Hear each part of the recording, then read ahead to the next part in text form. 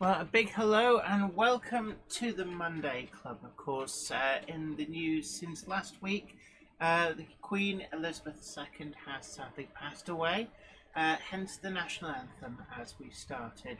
So a big hello to everybody, and we've got Ham Shackleton, Peter Jackson Cheadle Heath, Simon Trains Model Railway Showcase, Ruben Ashwell, Gordon McIlroy, Richard Swiderski, Trackside Mike, Flymo Chairman 1, Wamgok, GRE 2057, Joe Smith, Blackpool Steve, Retro Mickey 82, Harry Sedgwick, and Stop Look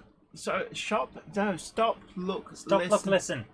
Iron Horse. Surely you know that name from when you were at school. We all had to learn Stop, Look and Listen.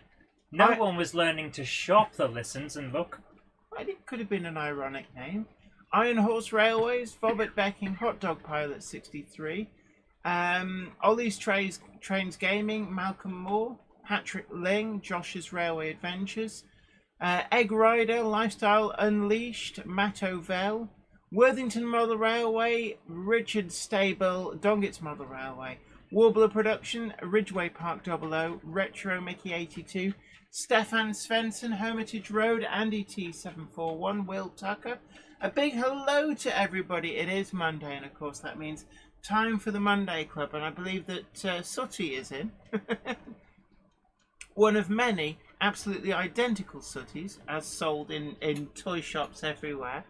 So I hope you're all well and welcome to the show. So we've got some other model news today, and I don't know why that stopped. Because it wanted attention. Yes, it did rather, didn't it? So in the model news, we have got, I've got my cheat sheet here actually. I believe there's a new product line from Ben Nevis, who's very big in Scotland. You reckon he's big in Scotland? Oh, what a surprise! Facebook's decided, oh no, we can't possibly leave it on the page that you chose. Let's go to some random rubbish that we're trying to foist on you. No thank you, let's go to where I actually want to go. And eventually it will tell me that the Dapol N-Gauge 260 Mogul locomotive is in production. Yes, N-Gauge. Patrick Stewart, Patrick. Come on, help me out here. Patrick. Sir Patrick Stewart. No, the character. Captain Picard. That was it. Sorry, I've got my brain somewhere else. Cat Pain Pilchard. Yes. So, Iron Horse Railway says, so Jenny, how's your head? As you can tell, a little bit spaced out. We're going to assume that the bash of the the sign did it. For those of you who don't know what that's about, you will see it in the Friday video, but you got a glimpse. Yeah, there's a little sneaky glimpsey. Yeah. So welcome to Mark, our newest Jenny Kirk member. Really great to see you. Thank you so much for your support of the channel. But yeah, really ill at the moment. I do seem to bounce from one illness to the next. So if I seem subdued and tired, then that is why. I know exactly why. You haven't had a break for months. We go I think you'll find all it's day, years. every day. Yeah, unfortunately, we never stop. All night long, baby! Yes, yes. So basically, I'm suffering chronic fatigue as far as I can tell. So, the N-Gauge Mogul, that is starting to irritate me. Stopping at the same place everywhere, so we'll get rid of that. I haven't got time for the stuff that doesn't work. So guys, while Jenny is working out what locomotive to use next, I'll try not to call them trains, even though choo-choo, baby, choo-choo. So what else have we got in the chat? So B2000 RO Toys channel says, hi Jenny and Zoe, I've got home from holiday in Whitby and I've got a new Pico Prince locomotive for £160. Wow, my Gauge 1 Edward is complete now. That is fantastic news. That is pretty big, actually. You've been building that for a while, and we were very interested to see how you got on. It's good to see that it's complete. That is excellent news. Mark says he's planning on making a video about models that were connected Oh, You're right. I drank too much Coke too quickly. Mark asks, are you planning on making a video about models, locomotives, or anything else that were connected to the late Queen Elizabeth? Well, I mean, there's a lot of choice because she rode behind a great many different locomotives and actually on quite a lot of different royal trains. I mean, going right back to when she was Princess Elizabeth, she spent a lot of time with her grandmother, Queen Mary, who was King George V's wife. So would have travelled on quite an assortment of royal trains Yes. going right back. But no immediate plans to do something that ties in. I know lots and lots of people have done stuff like that. So we're going to keep going as business as usual. I'm sure she would have approved of people just keeping calm and carrying on. Peter Jackson says Class 25 uncoupled from its brake vans. That might be the one that you just dealt yeah, because right. it will have appeared on the screen course, yeah. on the left. So, oh no, it's again. It's over there. Forget it; it'll sort itself out. That's okay then. So we've got Cameron Patterson. Good evening to you, Mark Dempsey. Michael Gray says crazy prices for the Hornby special on Facebook. Feel for those that wanted one but have lost out to scalpers. Yeah, unfortunately, of course, there's the Tor Valley repainted in the purple for the 70th, for the Jubilee, and there's and now there'll be the ghouls who try to take advantage of her death. Yeah, and it would be nice if the likes of eBay clamped down on that. And just... eBay won't. No, because they take a cut.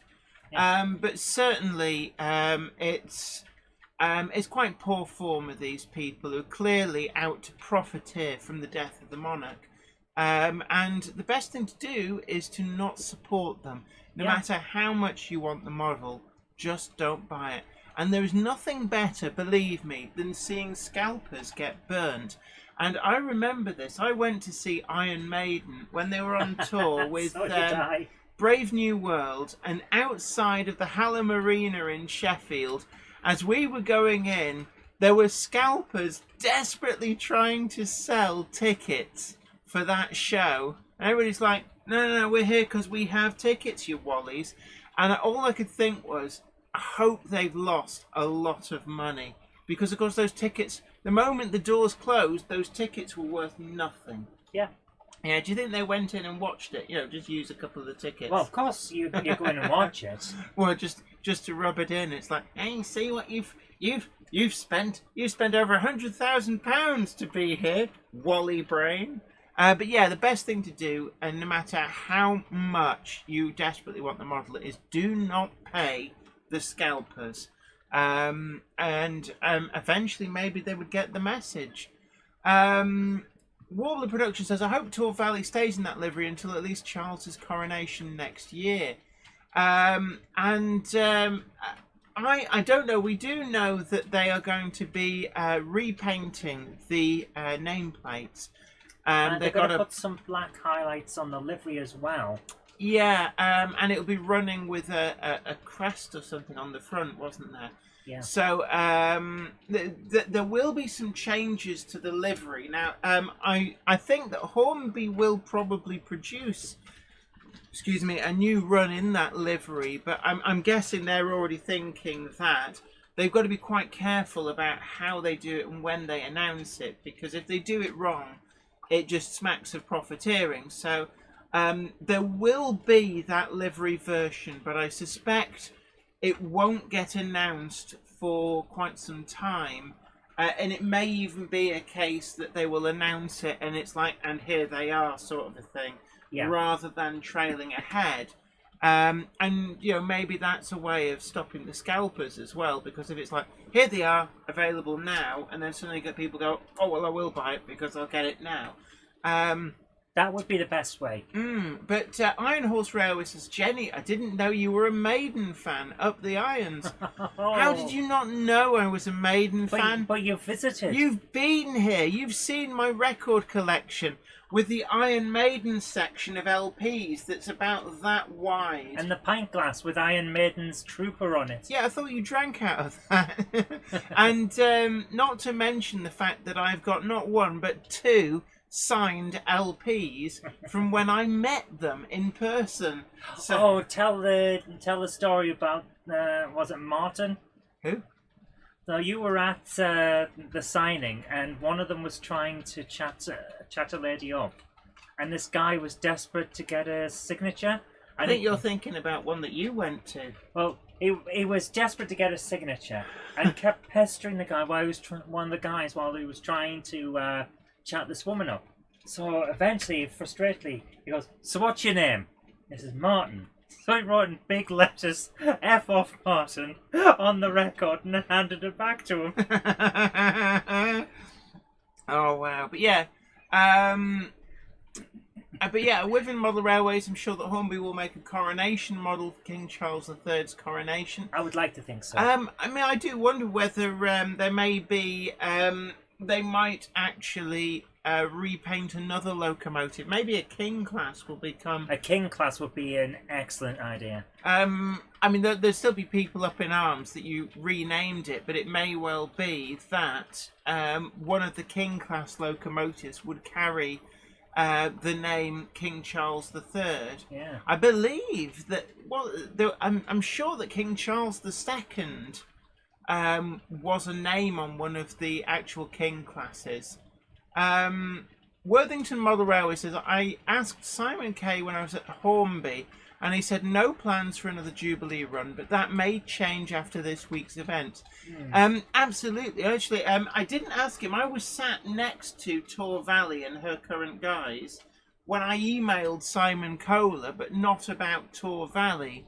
I actually sent him some photographs of something that was a couple of tracks over from it, asking whether Hornby knew about the livery and whether it was something that they would consider. But I'm not going to tell you what it is. Come on, we all know that you sent them what I told you to. Can you please staple several Gronks together to build the Mega Gronk? No, we need the Mega Gronk project is dead in the water. It should not be. Mega Gronk. Don't forget to tickle that like button, and thank you, Retro Mickey 82, for reminding people. 204 people hit. Oh, I thought you said 204 people need to hit that like button. Ed Flame 4291 says Prince of Wales is still relevant for the P2. Actually, it's an interesting point. I wonder whether the P2 might get renamed as Charles III, but I don't know. David Scott says King Charles II was 6009, so Retro Mickey 82 says God save the Mega Gronk. Well, we did get video footage of a Gronk, but I was part of... Mega Gronk. Other news, Revolution trains, N-Gauge, JNA and MMA wagons have arrived in shops. So there's a lot of N-Gauge news, so do bear with me. Not as much for Double L.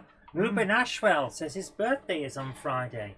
Oh, happy birthday to you, squash tomatoes and stew, bread and butter in the gutter, happy birthday to you.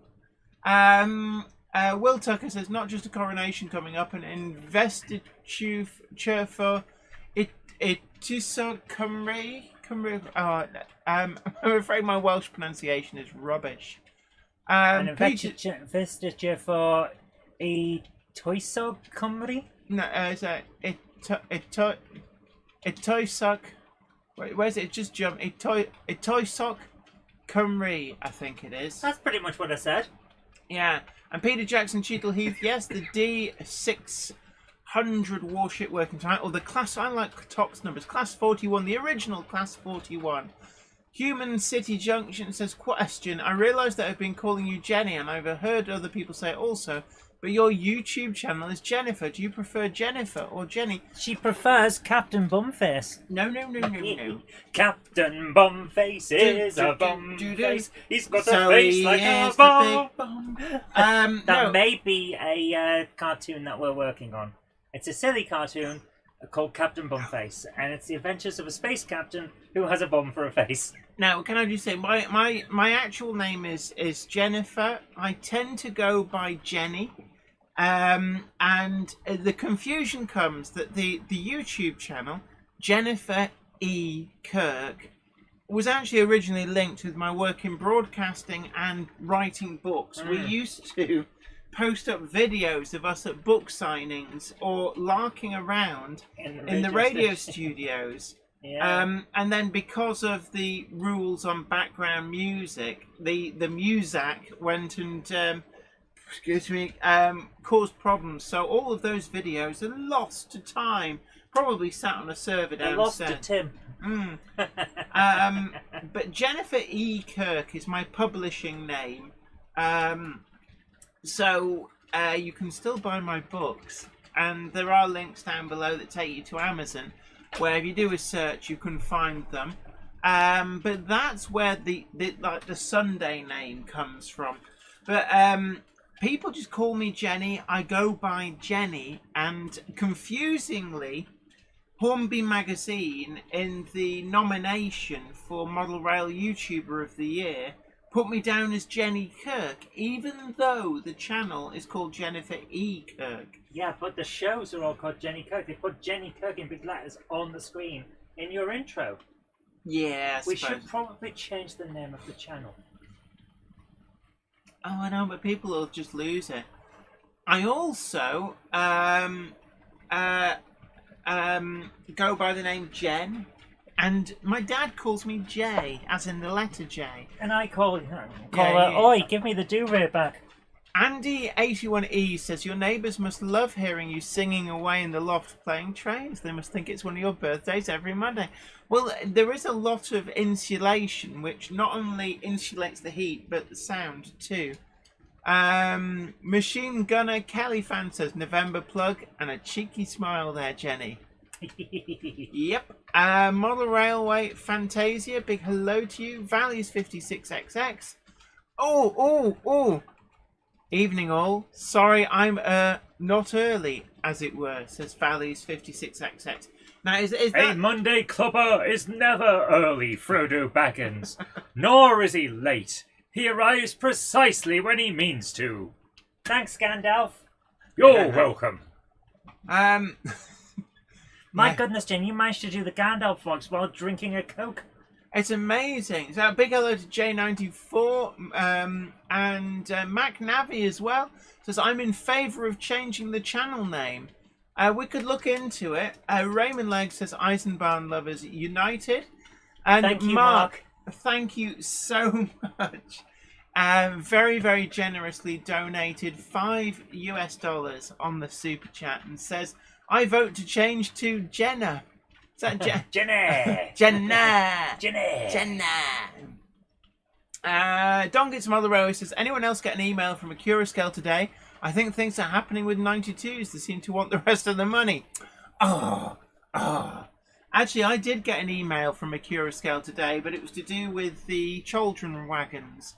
So we're going to be having a full review video of those in the next couple of weeks. That's weird, because I got an email from a Curascale today as well. And it was just them asking me to make sure that you don't spend all day with your face pressed up against their windows going, what you doing? What you doing? No. But in the news as well, over the weekend, the International N-Gauge show was on. And we've had some updates from Daypol. This is on the Southern Railway West Country Battle of Britain Bulliard Light Pacific, first announced back in 2018. And new CAD images have been released, although delivery is not expected until 2020. Give me my bear back. No, the bear's hanging out with me. Give me that. Alright. If you want to play with Sooty, then you can play with Sooty. What's that? Who'd clean up the mess? Oh, you just wanted to say that Zoe smells of bums and likes to sniff bums. There we go. Hey. But Train Lover 16, big hello to you too. Joshua W56, Skipsy Trains says yes, quite a few invoices. And Ruben Ashwell says TARDIS on the goods train in the siding. Absolutely, yeah. I think both have been noticed now. And yes, Leslie Gilpin Railways. I was getting round to that. Also in Engage, Rapido have issued the 3 Peak Challenge. Moreover, they're actually doing the 3 peaks in Engage. That's classes 44, 45, and 46, whose nickname was collectively the Peaks. Excuse me. And so we're finally getting them now. I think they've either been delivered or announced in O-Gauge 00 and now N-Gauge. So really quite a selection. Very, very popular prototypes. So really looking forward to those. Dominic Z, our Kickline correspondent. Great to see you in. Hope you are well. William says, sorry I'm late. Oh! Can you hear that flapping of the wizard's hat? He was down rummaging in the fridge. He thought he was going to get a bit of time. Oh, sorry. I was imbibing of the halfling leaf. A Monday clubber is never late, Frodo Baggins. Nor is he early. He arrives precisely when he means to. Thanks, Gandalf. Give me some warning next time. Yeah. Yes, Wyvern Model Railway. Sooty did start in the 50s, Yes. getting quite old. It's gone through 3 different hands as well. Well, Mark Corbett, yes. Matthew Corbett, and now there's a new guy. Yes. Who isn't a Corbett, he's just a very long-term fan. Yeah. So, what else we got here? I'm just scanning back through the comments. Somebody asked me about my middle name. I said, what does the E stand for? There we are. Tim's Model Railway in different videos asks, is the letter E standing for Elizabeth? No. You might think that, but no, it doesn't. I couldn't possibly tell you what it stands for, though. No, I do actually have a middle name, and it's not really secret. It's Emily. That's because she used to turn up on Bagpuss. She's the little girl who used to visit Bagpuss. Saggy cat puss. Bagpuss, oh big furry cat puss. 1952, Sooty began, says Jerry BVR. Is that right? Train Lover 16 says Sooty plus Sue equals Sooty. Sooty's original friend was Harry Corbett, not Mark. There you go. Oh, wait, why am I getting the who's Mark Corbett? There is no Mark Corbett, is there? No, I it is. believe he's the one that didn't take over. I don't know where I got that from. I did mean Harry. I do. Skipsy Train says, does the E stand for E-Bargum? No, she's not from Yorkshire. Although Wamgok says, definitely the Queen of Monday Club. Who's Queen? Yes, I clumsily ennoble you, Lady Bumhead. Stop hitting me with a pointy stick. I was clumsily ennobling you. But I'm already a queen of Colandia. Although actually, apparently, Jerry BVR says, on July the 19th, 1948, he was bought from a novelty shop in Blackpool by Harry Corbett, an engineer and amateur magician. And actually, that was a good purchase, really. I think it's probably the best purchase he ever made. Yeah. I've come in to buy a franchise, please. Keith Pointer says Bagpuss is our station cat at the club. Let's have a look. Oh yeah, Paul O'Donovan says emails from Hattons have begun. There's going to be a price increase. I got that email as well. So just to let people know, the Genesis coaches now they will honour pre-order prices. Although, as quite a few people have found, not necessarily honour the pre-order itself. Those letters have gone out before. Yeah, that's a bit iffy in my view. Yeah, given that it's been 2 to 3 years, you would have thought that they would have been able to judge the numbers. But the email that came in today, the prices on the Genesis coaches are going to go up. I think it's about, well, certainly for the unlit versions, it's going up from £30 to £33. But they will honour the price, the current price of £30. To anybody who actually pre-orders before the deadline. And so if you order basically today, you still get them at the old price. And as far as I could tell from the email, that extends to liveries that aren't due until late next year. So things like the Great Central Railway French Grey version. But unfortunately, this is rising costs are happening across the board. We've also had an announcement from Hellion that prices, RRP prices, are rising. That has gone out to all of their stockists. It's unfortunate. It's something that is very, very complicated, but it's not profiteering. I know some people are like, oh, well, look at this. No, unfortunately, we are on the brink of a change. The world is changing. Basically, cheap manufacturing in China is rapidly coming to an end. Yeah. And that's not just for model railway items. For everything. For everything. We've already seen America's making a big thing about bringing factory work home. Yeah. And the reason for that is that it's not profitable anymore for them to do it anywhere else. And it is an interesting point that it's going to economically be quite a dangerous time for China as well, because at the moment their balance of payments is such that they export way, way more than they import.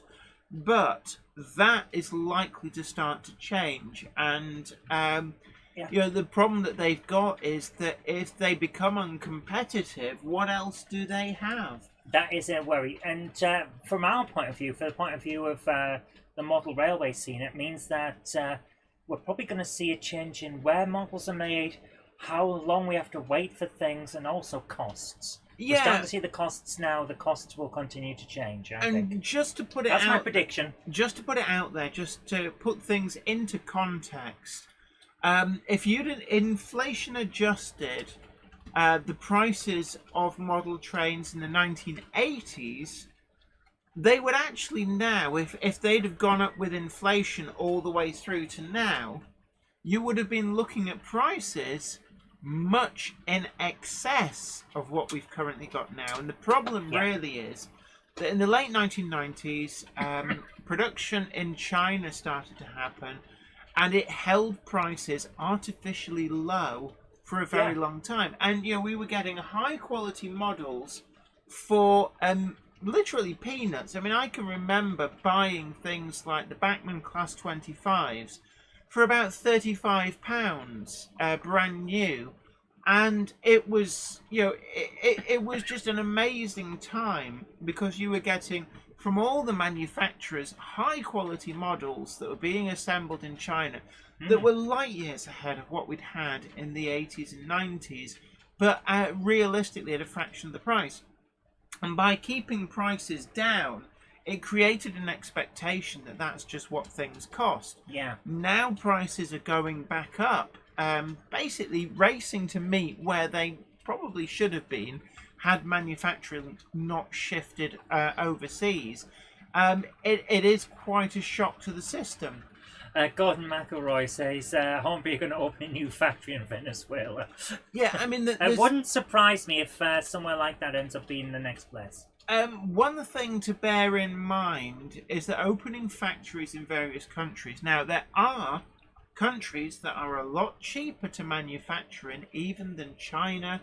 But there's another consideration, and that is political stability. Yes. You don't want to open a big factory, a huge, expensive investment in a country where you could have a coup and they just steal everything from you, or you know, it just becomes too dangerous to manufacture. You know, there's a lot of reasons why, for example, you wouldn't go and exploit the people of Zimbabwe or, you know, places like that. That's the strange thing, because Zimbabwe, until very recently, might have been seen as a decent place to go and build a factory. You just don't know what's going to happen, and that's the big Yeah. worry. And I think for the US, what they'll actually probably do is have a lot of production in places like Mexico, just over the border. Yeah. I suspect that might become a thing. I think too that there's every possibility that India could become another manufacturing hub. Stevie Film, they say he's tut politics. He's deleted it now. But to be honest with you, this isn't about politics. This is about where manufacturing is going to be for our hobby. And that's the thing. And of course, Model Railway Fantasia points out quite rightly, shipping costs gone up fivefold. I think they've gone up more than that. I mean, I can remember a time when a 40-foot container was basically less than $2,000, 2,000 US dollars to ship from China over to here. Twice the price. And now you're looking at in excess of £16,000. Yeah. Now, Jerry BVR says Scale and stroke Irish railway models have shown what can be done at sensible prices. That's true, yeah. And that they've got new manufacturing techniques coming through as well, haven't they? Yeah, I 3D think. printing. Well, it's no. 3D printing isn't making it to the models, so to speak. But yeah, I mean, there will be advances in technology to manufacture things and do it in a way that is much less labour intensive. And basically, the real kicker on any model train is it takes a lot of man time to assemble them. You've got a lot of very delicate parts that need hand fitting. You can't get a machine to do it. And so anything that you can do, and we're kind of going back to Design Clever. Now, Hornby's big mistake was actually telling us about Design Clever, and it kind of came back to bite them. But the actual idea behind it is still very valid for keeping costs down. You do mention this a lot during your reviews every now and again. Like, this is Design Clever done right and all that. And that's an interesting point. Says B. Mosler says, this isn't the intro, this is just something I just spotted. B. Mosler says, for Zoe, a Mega Gronk is a Class 13. No. A Mega Gronk is several Gronks stuck together. What do you think a Class 13 is? It's two Gronks stuck together. Okay. The Gronkopede. It's two Class 8s coupled bonnet to cab. So basically, they started out cab to cab, the Class 13. No, the noise that you're transmitting through that microphone, you're defeating the noise protection by doing that, so don't. But the Class 13, various different nicknames, Master and Slave, Cow and Calf, now Mega Gronk. I personally prefer Mega Gronk. Made from two Class 8s, they needed a locomotive with a lot of torque, a lot of power to move trains and wagons over the marshalling yard hump, and it couldn't be a rigid base. Otherwise, they would have just used something like a Class 37, because it had to be able to go over the hump. And the solution was to just semi-permanently couple two Class 8s together, give them multiple workings so that one driver would control both units.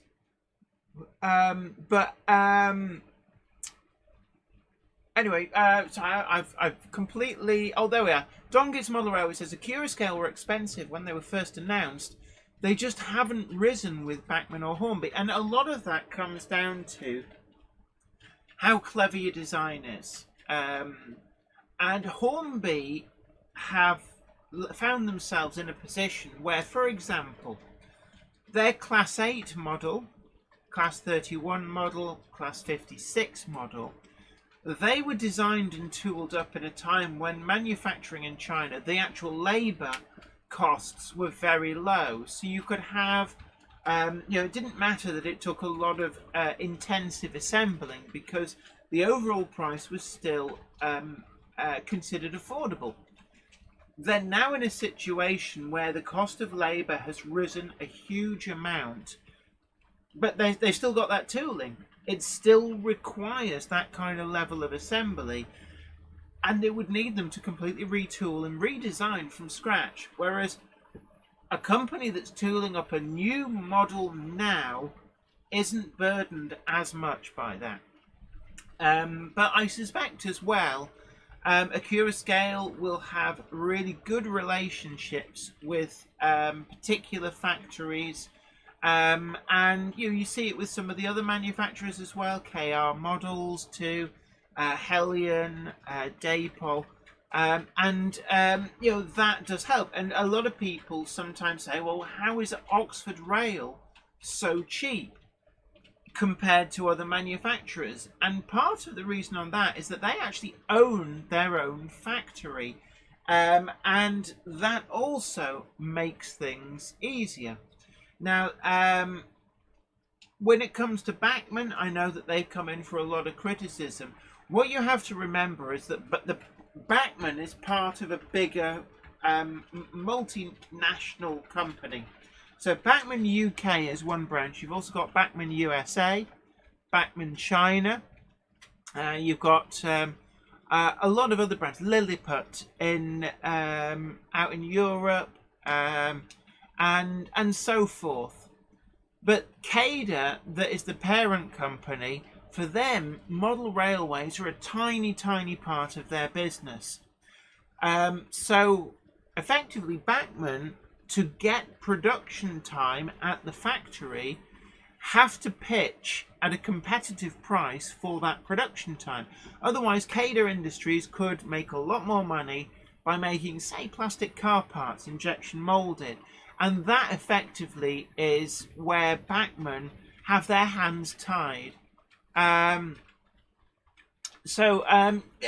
Anyway, that's just a little delve into why stuff is expensive. Raymond Legg says Roco makes good trains. Yeah, there's some really good models out there from other brands. Stefan Svensson says Roco makes some models in Vietnam. Yes, so the switch has already happened. So some companies are moving manufacturing. There's a lot of Nintendo make the switch, not local. Also moving manufacturing to parts of Eastern Europe. So I know Romania, there's a lot of production of various bits and pieces happens out in Romania. A very big advantage because the travel time for models and things. Transport costs. Yeah. Effectively, one of the other things. So there's like huge swings and roundabouts. If you move your production to somewhere where you don't have to ship, say, by sea, that you're a lot closer to your market, you can react quicker to, for example, say a model sells out, like bing, all gone, and the company goes, oh, we should have made more of those.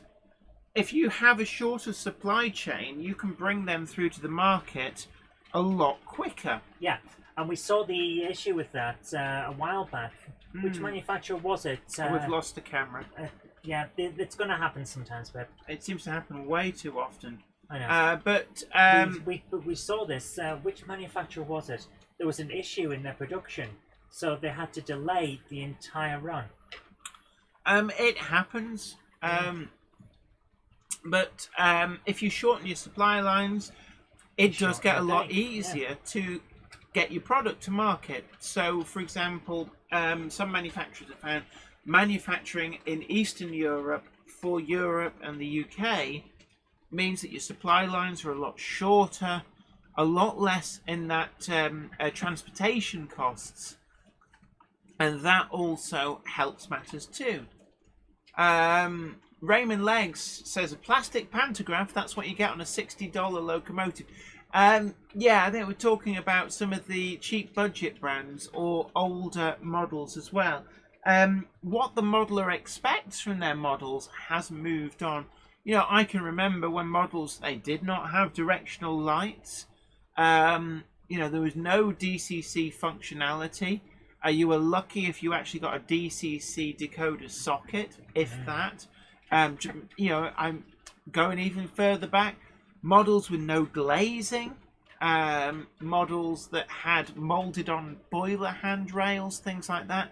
We have moved on so much. So it stands to reason that a model that has flush glazing, directional lighting, extra lighting functions, DCC compatibility, we're now seeing like Hall effect sensors to allow flange squeal, sound fitting, pantographs that go up and down. There's separately applied metal handrails. All these things add cost as well. Raymond Legg says Pico make 3 $25 locomotives. It has to be said that Hornby make a lot of very cheap locomotives as well. The Hornby Railroad Pocket Rockets are certainly an area. They do have cheap locomotives.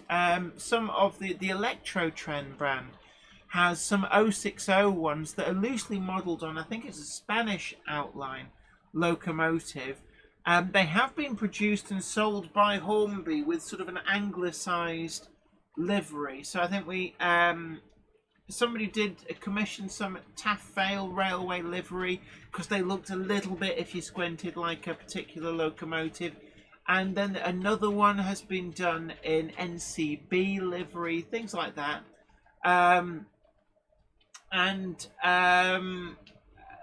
I've forgotten, what was I talking about? Sorry, my train of thought's gone weird. I'm sorry, I You was weren't listening. I wasn't, I was looking up Airfix kits.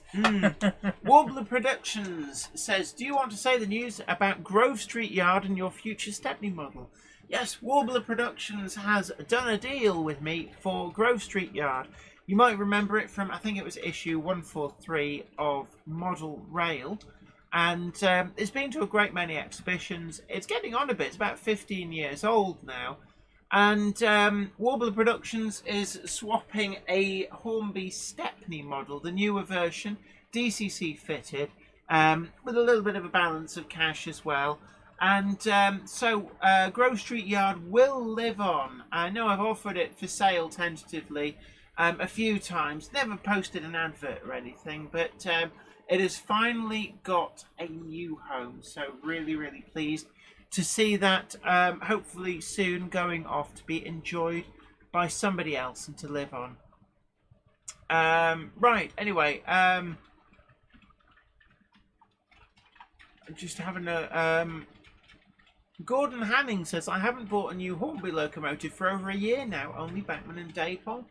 Ham Shackleton says, an easy way of keeping modern image costs down. Have an easy fit body shell so a person can use one chassis with different shells and plenty of liveries. You could argue you could do that with, say, a Bachmann Class 47. I'd be interested to hear, do the older Bachmann 47 body shells fit on the new chassis? Because that with a 37 as well could be a very inexpensive way of having a rotating fleet. Obviously you couldn't have them all on the layout at the same time, but you could purchase old 37s and 47s and use the bodies to swap with your sound fitted deluxe models. Now that could be an option. The Millet 9257 says, what? No Royal Train? I don't actually have a Royal Train of any sort. I mean, you could argue any train that the Monarch rides on is automatically the Royal Train. But no, I don't possess a Royal Train. And indeed, her coffin will be flown south, I believe. At the moment, it's moving by car, and then it will be flown down to London. So I don't think trains are actually going to be involved this time. Iron Horse Railway says bogies would need swapping too. Well, you know, the chassis and the bogies with them would be what's swapping out. So you're just literally taking the lid off and swapping them over. Penna Lane TMD says, no, old Bachmann 47 frames won't fit the new 47 body, or vice versa. Ah, well, that puts the kibosh on that.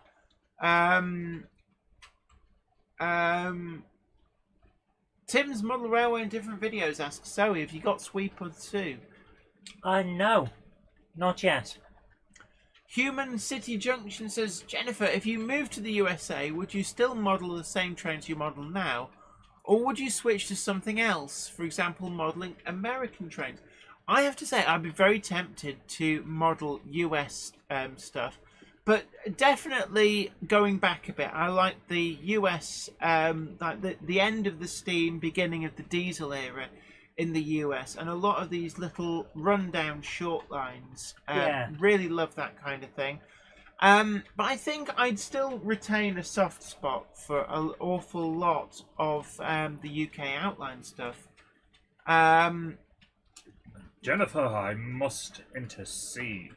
Oh, I'm sorry, I didn't For hear you creep up there, Headshunt Gandalf. has said that he's late, and I just have to remind everyone that a Monday clubber is never late, Frodo Baggins, nor is he early. He arrives precisely when he means to. Thanks, Gandalf. Andy81E says, will the Monday Club wagons be here for Christmas? Looking forward to mine.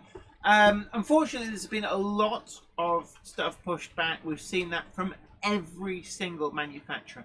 I don't think there's any manufacturer who hasn't been hit by the fact that there's all these lockdowns that are occurring in China.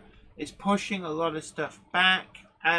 So we've seen huge delays on everything, and unfortunately that also includes the Monday Club wagons. So I did ask, and we're being told towards the end of the year, but it could change. It all depends on what's happening out in China. We just don't know at this point. But I do know one manufacturer who hasn't had any trouble with supplies, and that would be William Loud and Sons. Oh yes, of course. William Loud and Sons is managing to get through the current crisis by basically threatening to come round and kick people's cones in if they don't comply to the schedule.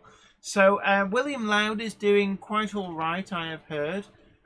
He does a lot of shouting though, but it's okay because they're used to it.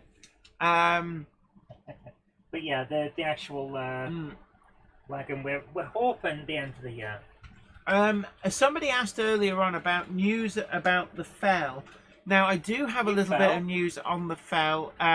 They are, again, there's been a delay, but they are on their way. They're expected to dock at, I think I was told, possibly Southampton. The problem is that there isn't a lot of information on containers. Once they leave and effectively are in the hands of the shipping agent, there isn't going to be a lot of public information until they arrive, and you basically find them in the shops. But whilst there is a delay, I don't think it's a huge delay, and I have heard that the beginning of next month is when they're likely to be arriving. Now, one thing that people are keeping very quiet about in the US and Canada is that the initial the run of the Fells that was taken to KR Models in Canada, for those in the US and Canada who ordered the Fell, they've actually got their models. Oh my goodness! Yeah, so if you live in America and you ordered a Fell, you've already got it, and you've kept quiet about that. So good on you, Americans. You didn't rub it in. And I think that's because the numbers were quite small compared to the obviously UK market's the main market. So I suspect that they got air freighted in. Ham Shackleton points out that 120 people who are watching this have not pressed the like button. So do please press the like button, share the stream too, and subscribe if you haven't already done so. It costs you nothing to click the like button if you can, if it's there. But it actually really helps the show out because it feeds the algorithm at YouTube, which keeps us on the air. And Peter Jackson Cheadle Heath says, new t-shirts, are they available? How are we doing with the t-shirts? Right, the situation is this. I have got all of the t-shirts back online after the issues with Teespring, which is basically that we were using a type of t-shirt material in ours that most people weren't when they manufactured with Teespring. So they discontinued it, and I had to change them all. So Trust you to pick the awkward one. I picked the one that was cheap but durable. So why was nobody else picking that? Because they went for premium ones that you can charge more on. Ah. So we've got them on all the designs back now, and that means that I can start work on some new ones. Penna Lane TMD, talking about shipping again, says lockdown screwed up the positioning of containers to some ports. Had loads of empty waiting to be returned to China for reloading. Which, of course, wasn't as profitable for the transportation. Yeah. Although, some of the smaller container ships going for scrap, you would have thought that given that they were heading for places like India for scrapping, that they'd load them up with empty containers for one last trip as they were going that way anyway. Yeah. It's not joined up thinking an awful lot of the time. Well, of course not. Yeah, Flammer Chairman one says, I thought they were good quality. Yeah, I went for ones that were good, but some people weren't. And apparently most people were going for the higher priced ones. And it's just how it is. Ben Davis asks, hi Jennifer Kirk, what did you think of the Queen's Purple train at Severn Valley Railway? Can't wait to get the Hornby model. And how long before you think it's out? I thought that the Hornby model is already being delivered. I could be wrong. I didn't actually order one, but I understand that they're already winging their way out. I'm sure I've seen people running models of them. I could be wrong though on that. But certainly, I actually liked it. We liked it. When we went and had the tour of the sheds on Saturday, there was a mixed response from people, but quite frankly, it's done to the Severn Valley Railway a lot of great publicity. Absolutely. Which, the kind of publicity that money can't buy, and for that it's done its job. And I actually think it looks all right. And the people who go, shouldn't do that.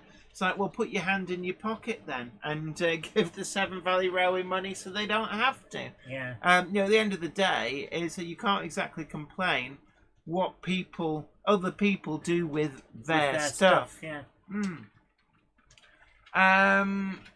Within Model Railway confirms that they got theirs on Saturday. Now, as we said at the beginning, apparently there are some gougers who are trying to rip people off. And we are advocating that no matter how much you want a model, never ever buy it at inflated prices from gougers, because that is the only way we can stop the gougers. 156 Andrew, big hello to you, says, Jenny, is the Monday Club on next week? Just wondering. Now, are we on next week? Why wouldn't we be? Because it's the Queen's funeral, isn't it? Oh. That's we hadn't actually put any thought into it. We don't plan ahead that far, but I'm gonna say no. Yeah. I think it would be everything else is shutting. All the supermarkets are closing, businesses are closing, and I think that it would be rude to put something on that day, effectively on the other side. Although Retro Mickey 82 points out it's 11 a.m. That may be so, but everything's going to be shut for the day, and I think that it would be seen as rude to do a live stream on such a day. I'd rather we miss it, to be honest with you. So you heard it here first. The first week that the Monday Club will not be running. We could conceivably do it on another day of the week, but we will have to make sure that we're not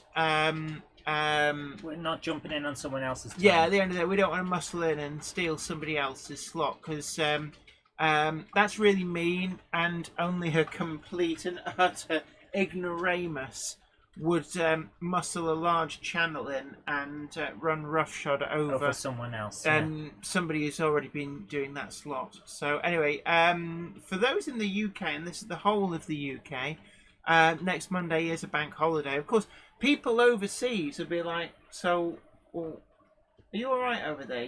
You look like you're trying to get the racing results. No, I've got earache, so I'm just putting my hand off my ear to make it feel okay. And as Andy81E says, you both deserve a rest. Tell her that I haven't had a rest for ages. David, it's my mother always says, one Hornby Jubilee Loco is up to £950 on eBay. That's ridiculous. That is just disgusting. I have to say, absolutely disgusting that somebody is gouging. But they would probably argue, well, you know, if people had a bid what its RRP was and it sold at that, that's fine. But actually, you got two stupid people in a bidding war. There you go. Roger Wollstonholme says, quite right. Houston WHAP says, I agreed out of respect for the Queen. So, yeah, it'd be the first week we've missed, really, isn't it? We were off air 1 week because both of us were ill. Absolutely. So, out of respect... that was 2 years ago? Out of respect to the Monarch, next Monday, there will be no Monday Club. But all of the previous Monday Clubs will be up for you to watch and enjoy.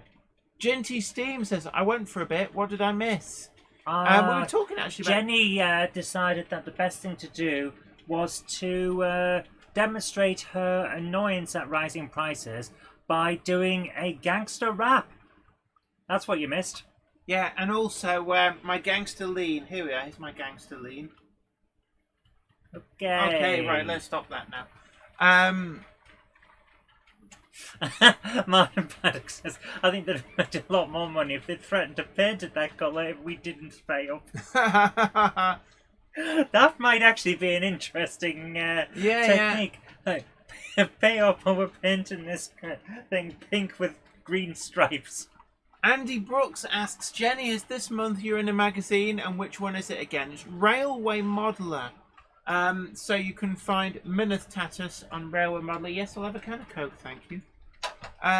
Dominic Zed, our Kickline correspondent, says, Jenny, my birthday was last week on the 9th of September. Well, we have a song for that. Happy birthday to you. You live in a zoo. Bread and butter in the gutter. Happy birthday to you. You got the wrong lyrics. You have to now No, do a gangster rap. occasionally we you do... have to do a gangster rap. No. Are you laying down some fat beats for me? Absolutely. I'll be back with your can of hokey. Big hello to James Petts. That would and that would suggest that James Petts is late. A Monday clubber is never late, Frodo Baggins, nor is he early. He arrives precisely when he means to. Thanks, Gandalf. A big hello to Wardle Road as well, and it's great to see you. And of course, Wardle Road was in a magazine this week, slightly different scale one though. Was it Rail Magazine or something like that? But something, yeah, I did see you shared the pictures with me. David Scott says, I did ask earlier, but does anyone know if tickets for the Wally show are restricted in numbers? I'm not aware of any restrictions, but again, I haven't actually checked. So I'm assuming they're not restricted, but if anybody else knows better, then definitely do let us know. Ruben Ashwell says September is a good month to have a birthday. Yes, the Cupboard Monkey's birthday is on the 20th. Yeah, Wardle Road says, yep, Railway Magazine. Flymo Chairman 1 has been sharing the links as well. Don't forget that now it's never too early to start shopping for Christmas. I know I said the C word. But have you considered the books by Jennifer E. Kirk, the Stars books, still available, very reasonably priced, and we're desperately trying to shift the big box of books that we've got that's taking up the space where we've got to put in a sofa bed. So please, please, please buy my books. Really good for Secret Santas and for Christmas presents, or indeed for anybody who likes a little bit of science fiction. So we've got a link in the description box for that. Stevie Film says, Gets tickets are cheaper if you pre-order them. I have a feeling that the Wally ones are as well, but don't quote me on that. But yes, Gets Get your tickets bought for that. It's sure to be a popular show. And of course, the awards ceremony, all the usual awards, you can still vote for them. I believe voting is still on. We've got a link in the description box, and I am very, very humbled by the fact that what have you got there? Oranges. Oh no. I am nominated, first year that they're running Model Rail YouTuber of the Year, and I am very honoured that the readership of Hornby magazine nominated me as one of the 10 shortlist for that award, so you can vote for me, and I'd be very appreciative if you did, because we need to win that for the Monday Club. Yeah. So it can be our award for the first year. But please don't let me come last. Ham Shackleton reminds us there are only 14 Saturdays before Christmas. Stop making me cry. And Josh's Railway Adventure says, I bought my Wally tickets last month. Wardle Road says, vote Jenny or 1 week's modelling bad luck. Yes, that's right. Or yes, vote for me, or all your trains will come off the track and we'll send Billy round to kick your cones in. Don't threaten people, Jenny. Yeah, allegedly. Keith Pointer says, over here in Cannock, the post office is a lot slower now after the Queen has passed. I can't say anything about that. I suspect that there's a lot of condolence cards being sent down to King Charles III. I know we've sent one. Yep. But we sent the Queen a Christmas card every year. And one of the things, actually, just to share with you a private little memory of Queen Elizabeth II. For a good number of years now, we've always sent a Christmas card, and we put in a little bit like what we've been up to. I don't know why we started. It just seemed like a nice thing to do. And the Queen would always write back. I mean, it would always be a few months later, probably about sort of like February, March time. But we would get a letter back from the Queen thanking us for our Christmas card. And it was really interesting to see that, she remembered the things that we'd written in previous years. Mm-hmm. And I just always thought... It meant a lot. It did. It was that personal touch, the fact that she always had time for everybody. So, just a little something there. So we're sending a condolence card to King Charles III, because we always sent his mother, the Queen, a Christmas card, and we will also continue by sending him a Christmas card. To which mother go, I'm getting my mother's mail now. What was that? Oh. What's happened? Talk to the nice people whilst I deal with the naughty train. I did wonder what was going on. See if I can get this in shot, if it's actually going to work. Yeah. Oh, just as I switched over. Yes. Alright then. I got choo-choo's being naughty. It is being exceptionally naughty. So, I'm just going to put that there. It's got quite warm as well. So, let me just see if I can find it. Ironhorse says, so was that really the Majesty of the Queen writing back to you?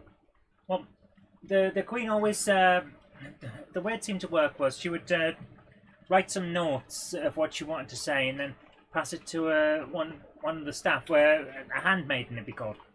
Yeah. And they would write up the actual letter, and then she'd check it over, and that was it. So yeah, essentially it's the Queen that writes, and that's how she writes all letters. Apart from like personal, private correspondence, of course. Yeah, because she doesn't have the time to write all those. I mean, it would be she wouldn't type thousands everything out. So Ben Davis says, Jennifer, nice class 17 on the turntable. Absolutely, I was so happy that Hellion did the rail freight distribution livery class 17. Completely fictional, before somebody asks like, oh well, what's the story behind that? But actually, I'm really glad that they did it. I do like. I've got a little bit of a soft spot for tops numbers, So You for me, really do, don't you? yeah. So having that as 17007, I really like it, really do. But yeah, it's lovely. Although just looking on screen, it's not on anymore. I'm actually, the reason I sound distracted is because I am trying to get a train to couple back up. The weirdest thing, though, is unless Her Majesty's head stays on the coins for the rest of the year, the last official set of sorry, not coins, on stamps, the last official set of stamps that will have the Queen's head on them, aside from the standard first and second class, is a limited run set of stamps with the Transformers on it. Really? Yeah, they're out at the moment. Have you bought them? It's the latest one. I have not bought them. I've got one because I used it to put on the envelope to send condolence cards. Transformers is in your wheelhouse anyway. I know. How could you not get a set? Because I generally don't anymore. I used to collect stamps, but now I don't. Yeah, I know, but that for the collection and the fact that it could well be the last. Fair enough. Oh my word. Worthington Model Railway says, Yeah, I I just just saw discovered that I need to send my old 20 quid notes in this month to be changed. I have £600 in old notes. Well, you could send them to us in exchange for some books.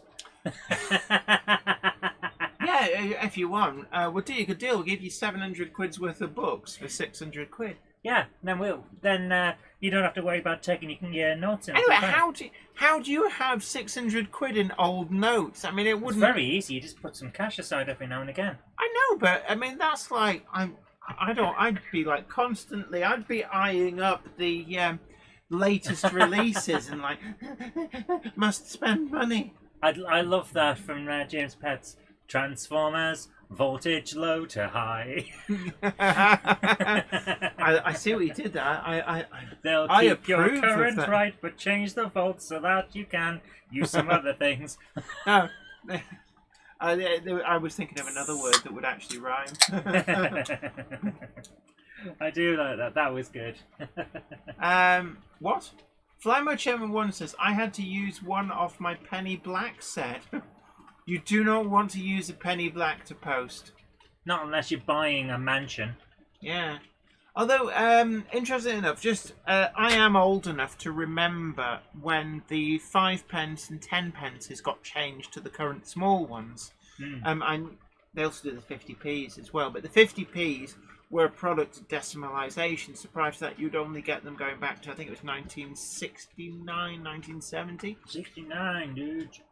But 5p's and 10p's were exactly the same size and value as the previous florins and shillings. The florin was a 2 shilling piece, which became a 10 pence, and the shilling became the 5 pence. And they were actually the only coins that on a long term stayed in circulation. I believe that the the threepenny bit remained for a number of years simply because parking meters were designed to take threepenny bits, and the cost of replacing them all in one hit was just far too big. So they did a thing whereby threepenny bits also remained in circulation for that. But what I'm meandering. I'm like a twig circling a plug hole. I eventually will get on to point with this. Was that it was still possible to see King George VI on our coins right through into the early 1990s. So the Queen's Yes, it was, head, because I used to have some. the Queen's head will remain on coins for an awfully long time. Martin Searsma says, "Are UK pennies copper? They used to be a copper alloy, but the problem was that because of the inflation, the value of a 1 pence piece, as in its face value of a penny, was in danger of becoming worth less than the scrap value of the metal in the coin." And that would have created the situation where people, the usual gougers, would have tried to get hold of every single copper coin they could to weigh in for scrap. And you know it would have happened. Of course it would. So now they're actually copper-plated steel, I believe. And it is possible with certain acids to take that copper off and create a silver 1p piece and 2p piece. Although good luck trying to spend that. Yeah, that would just be novelty value, basically. And that's fine if you want novelty, but you're basically defacing the coin and removing any value. I remember in school, I was in secondary school about the time that they changed from the copper alloy to copper plated steel. And the chemistry teacher used to do the trick where they dip the coin in an acid, and it would take all of the green and the rubbish that used to make 1p and 2p coins very dark and slightly greeny black. And he used to dip it into this acid, and it would become bright copper. Unbeknownst to him, the year that they changed, he did this trick for the first years and ended up with a 1p piece that was half silver, half copper, because all the acid did was take the copper layer off. Wow. Yeah. Oh, interesting. Ham Shackleton says the steel core is blank. The detail is in the copper skin. I don't think it was always thus. It wouldn't surprise me. I think that's a much newer thing. Keith Pointer says the old coins are good for weight on the wagons. Another thing, actually, you can get like car tyre balancing weights are a very good way of adding weight to wagons. And a good night to Cameron Patterson. Thank you so much for joining us. It's been great having your company. You take care, and we'll catch you later. Jamie Smith says bronze, 97% copper, 2.5% zinc, and 0.5% tin. Until September 1992, copper-plated steel. Since then, yeah. So 1992, that tallies. I would have been in the 3rd year at secondary school. Yes. Andy81E says maybe one day all cash will be gone, just contactless. They're trying to do that, but they've kind of I don't like it. Yeah, they kind of hit an impasse. The problem with not having cash is that there's certain applications where cash is very necessary. And you know, you can't... And as soon as you can think of one, you'll say it. Well, you can't really pay a busker on the street contactlessly. Somebody's going to say, oh yes, I was on the London Underground and they had a card reader. Yeah, you probably could, but you don't know what it's charging you. Yeah, and David Scott, yeah, they had a box of old pennies to regulate Big Ben on the counterweight. Human City Junction says, will the UK tender really all of a sudden become worthless, or are people just jokingly saying that? It will not.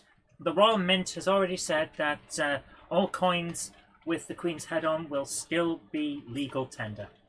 Yeah, and that, like I said before, we used to have King George VI's head on various coins right through into... I think it was very early 1990s. Yeah, when they changed the designs again. It was when the 5p... Well, first off, the 5p, I seem to recall, went smaller. And then the 10p went smaller. And that was the point that the old... Actually, while you're talking, I'm going to go and dig out my coins. Somewhere I've got a 1948 2-shilling piece with King George VI's head on.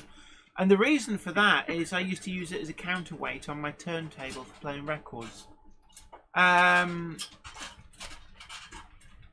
Worthington Model Railway says, I think the constant change in banknotes is to ensure people don't hoard cash.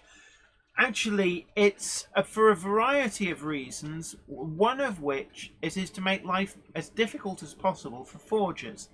Now, if you have exactly the same design of banknotes for decades and decades, then what it means is once somebody works out how to forge them, they can just keep forging them. And there's not really any way to stop that. But by changing up the currency, it means that the forgers then have to start again. So it's very good at stopping forgeries. It also means that anybody who is laundering money, say, any kind of criminal enterprise that might have huge stacks of cash that they need to launder, it makes it difficult to, it makes it difficult to do that over a very long period of time. That's also a reason you'll find that if there's been a major bank robbery, yeah, they then then all of a change the sudden notes. the notes change. Yeah. Skipsy Train says, yes, I remember having to weigh down my stylus too. Head Shunt says, I don't have any money. I spent it all at the Lee Model Railway exhibition yesterday. Within Model feeling. Railway says, I have a Queen Victoria £2 piece, known as double sovereign, worth about 1,200. My word. Dominic Z, our Kickline correspondent, says Jenny, the Kickline characters, also once played a ghostly trick on Jay Les to scare him away. Jay Les? Is that not related to Les Cliff? Scaring Les Cliff away. Ooh. There's an Australian 1 pence. Oh, good day. Who's that on the back? George V. George V? Oh, my word.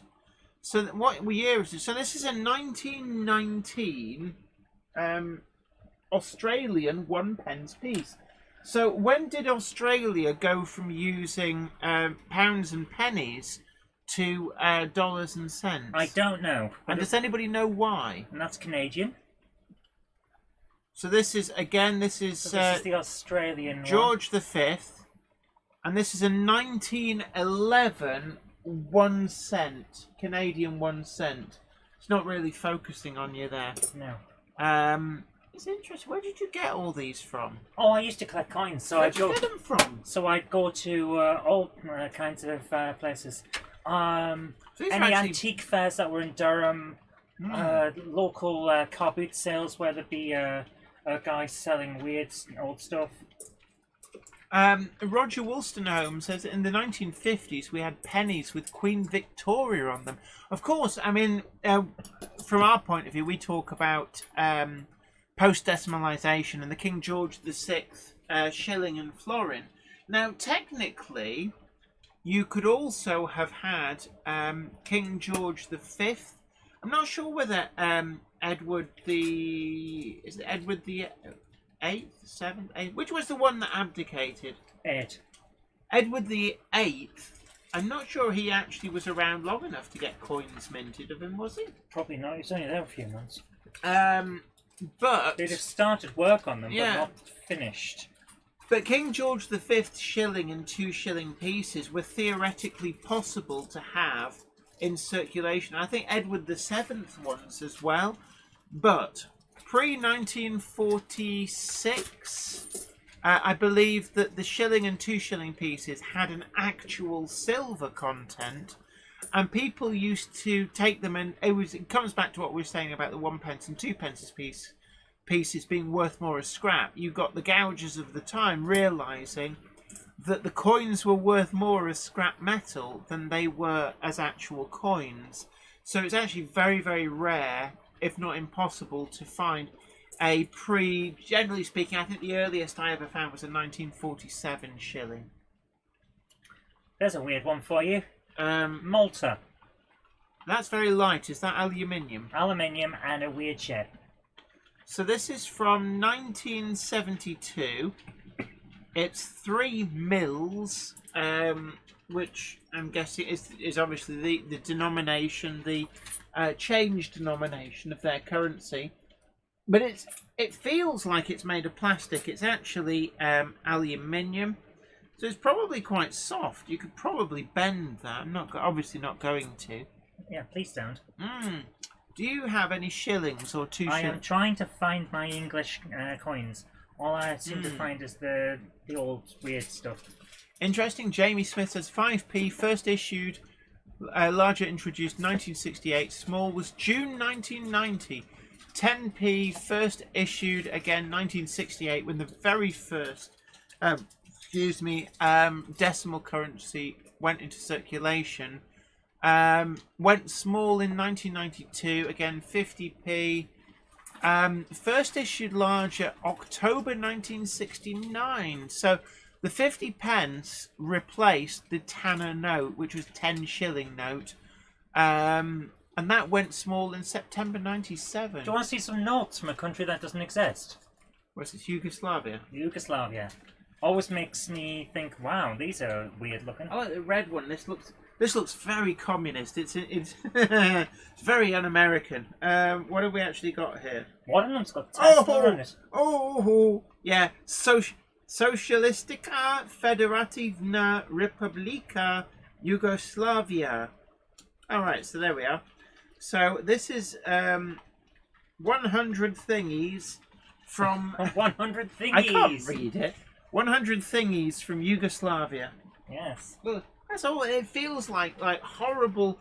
You very quickly forget what paper money actually feels like. Yes. Right. Proper paper money, not right. the modern stuff. Leslie Gilpin Railways corrected me. A tanner is 6D, not 10 bob. So what was 10 bob? I thought because there used to be a 10 bob note, which then became a 50p piece.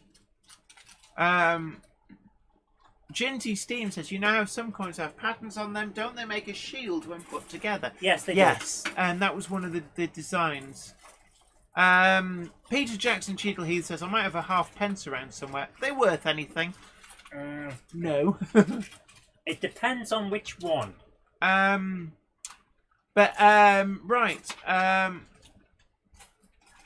Andy Brooks, it must be an answer to somebody else, says Henry VIII reigned 1509 to 1528. So a bit before our time, but not from before Jen's time. Jen was just a wee nipper back then, weren't you? Wamgok says, but my last shilling is now in the electric meter. And dog walker, wow. I have some Roman coins I dug up in my garden. Wow. That's pretty cool. Within Model Railway says, I think that originally when coins were issued, they were worth the content of the metal they were minted in. I believe so, yeah. And then there was, interesting. The Millet 9257 says, Tanner was 60, a florin, 2 bob. So what was 10 bob? So this is a farthing. How much was a farthing? Is a farthing like a quarter of 1 penny? So this is, I'm looking for a date on it. We are starting to probably bore people with coin talk. But this is a 1901, so right at the end, the very last year for Queen Victoria. That's a farthing, 1901. And it's... You'll love those two. Okay, what have we got? So we've got, again, farthing and farthing. That's a 1901, Edward the 7th. So same year, different monarch. And we've also got, this is a 1920, King George the 5th, and you're going to give me a 1920...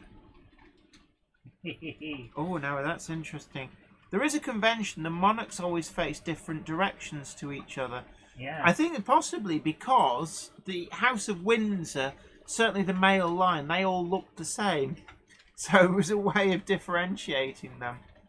So what have we got here? One's George the 5th and one's George the 7th. This is Edward the 7th. Edward the 7th, sorry. So that's Edward the 7th, 1906.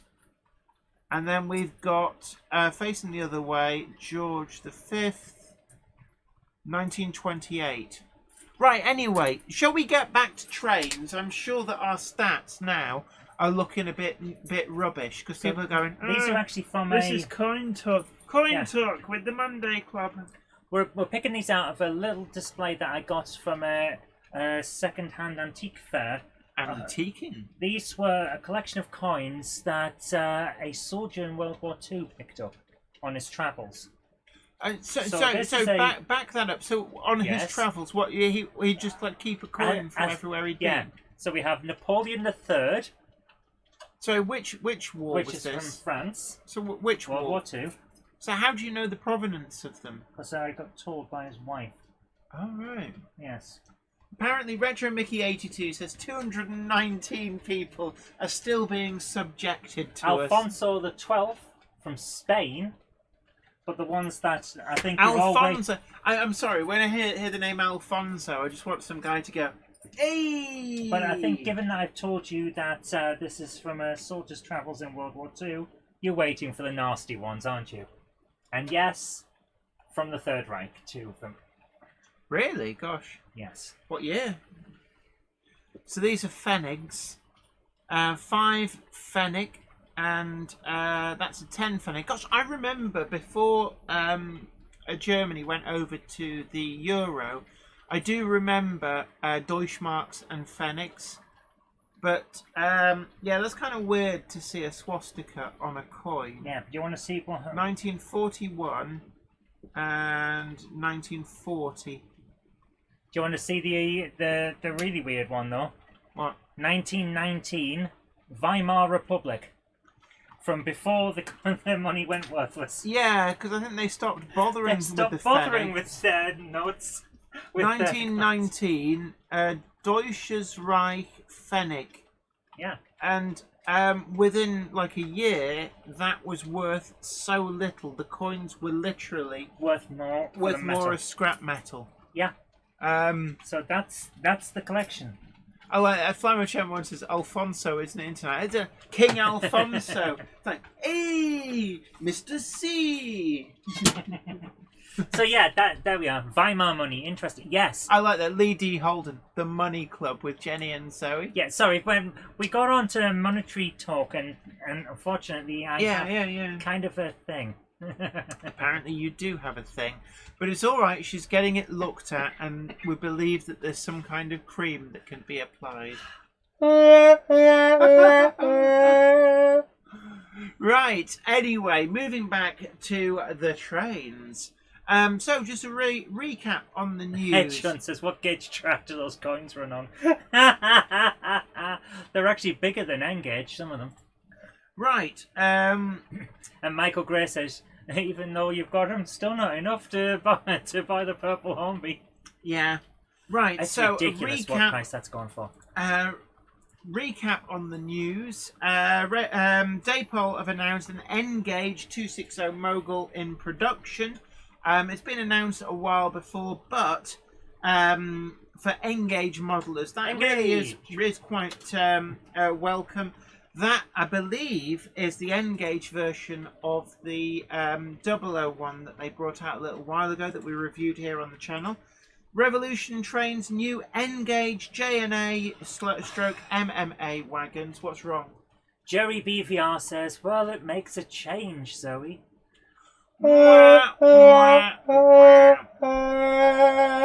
So, Revolution's new N-Gauge JNA and MMA wagons have arrived in the shops. So, if you've ordered them, they'll be being posted out for whichever establishment you ordered them from.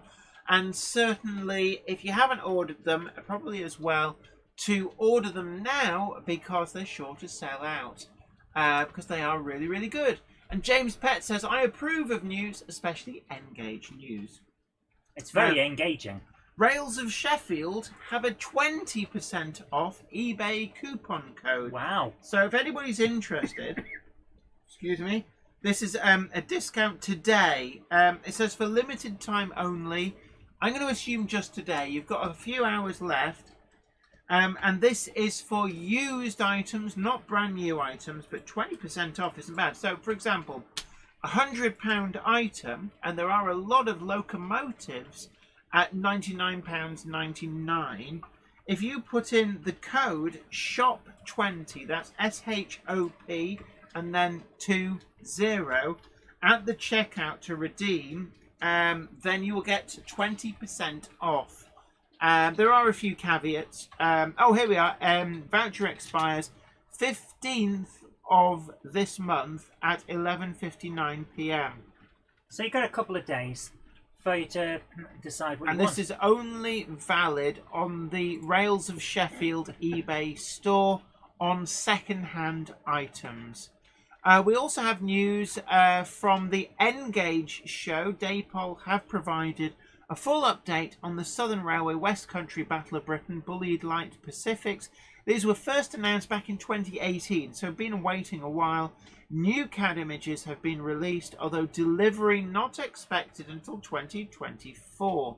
Although the specs look really amazing, and looking at the CADs, they do look something special. So there's a lot of N-Gauge news, and also we've got the Three Peaks Challenge has been met by Rapido, who've announced the classes 44, 45 and 46 will be forthcoming in N-Gauge as well. So a lot of N-Gauge announcements in the news. Not so much 00. The Fell should be, I've been told, around, they reckon, beginning of October for the Fells arriving. Really looking forward to those. If anybody is still umming and ahhing over the Fells, do go and take a look at the video I did. For me, it's them running. When you see the model running, and because it's got all of the cranks and the counterweights on the outside, Who are you calling a crank? it looks amazing. For me, that's the USP of that model. It does look very good. Mm. So, we have our first video set up and ready to go. And we have a message to go with it. This is from Richard Wazowski. He says, "Hi Zoe, hope you and Jenny are okay. A video for the stream of 6233 Duchess of Sutherland at Beeston Signal Box Ooh. in Cheshire." Absolutely. Now, somebody did. Where's that? Keith Pointer says, "Good night, all. Cannock Club signing off." Take So- care and have a great night. Absolutely. Thank you so much for joining us. And I hope you've had a great night at the club. Yeah. It's always nice to hear that some railway clubs run the show. At the club. Absolutely. Stevie Film asks, when the stream started, Jenny, you said you were not well. Are you feeling better? Just putting a brave face on, but thank you so much for asking. I do still feel pretty grim. Actually, a bit of vitamin C might help. So, here's the first one. If you press the button, here's Richard Swiderski's Duchess of Sutherland passing Beeston Signal Box. And I got told off for talking over some of these. Oh, wait a minute. We're not doing the sound. No, we're not. Ooh. Wow, the animation is amazing on that water. Zoe, that joke is just like, just retire it. It's a good location you've got here. Oh, a cheeky, is that a 158?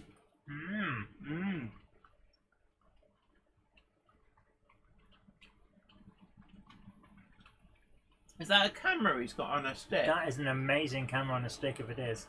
I I believe must it admit. is. So, you're not the only one who's found a good location. And I absolutely need to get a 3D camera on a stick. It would just be so cool. Wow.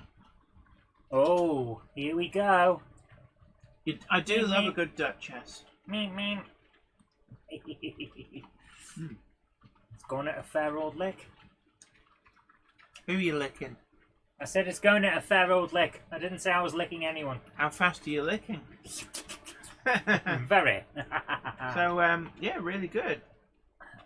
Ham Shackleton's absolutely right. I love how all the model weeds and bushes wave about. It's an amazing piece of animation there. Can I just say, if you modelled the guy with the camera on a stick on your layout, people would go, "Oh, what on earth? That looks stupid."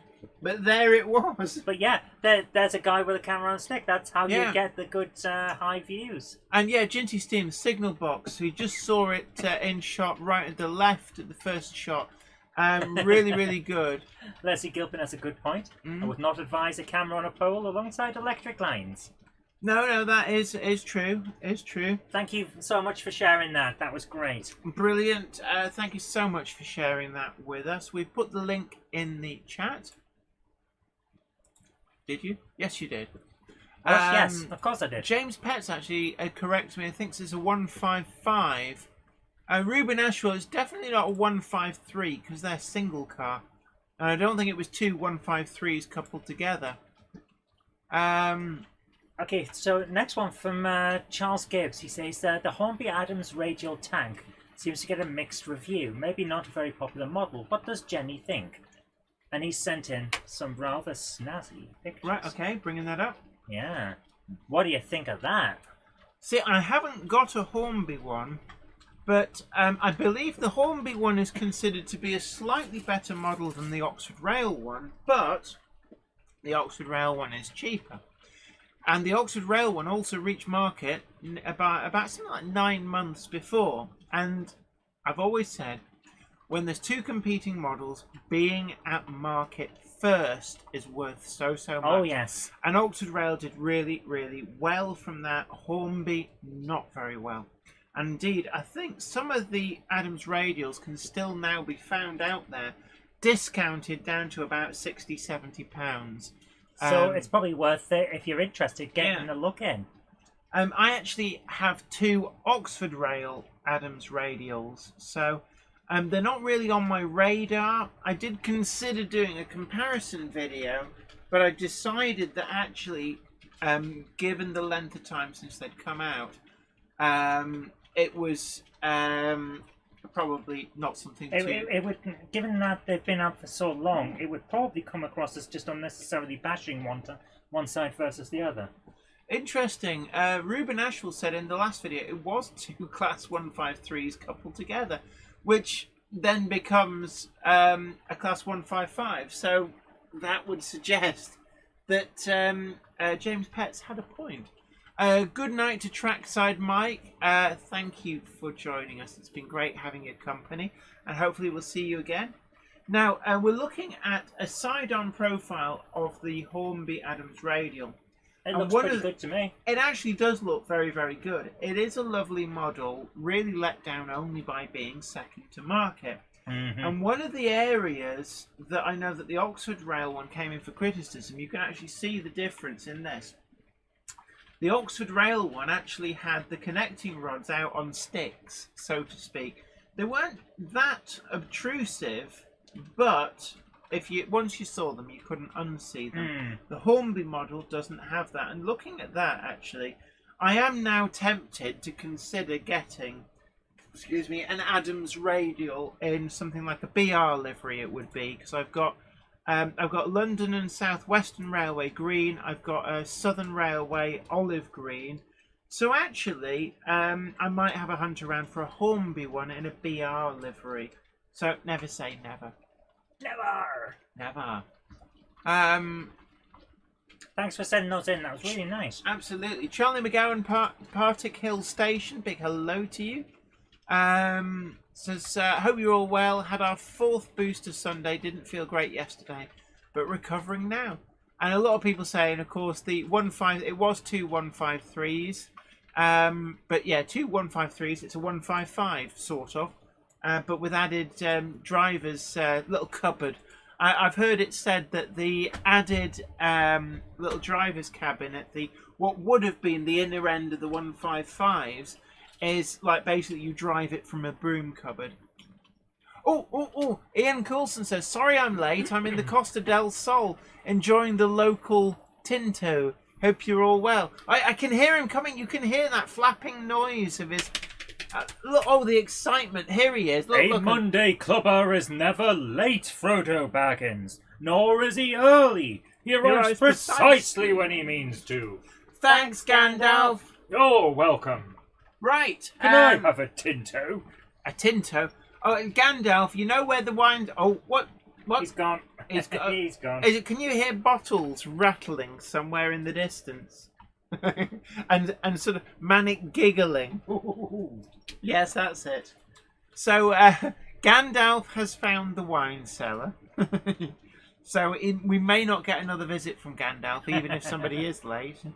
But right, anyway, hit play.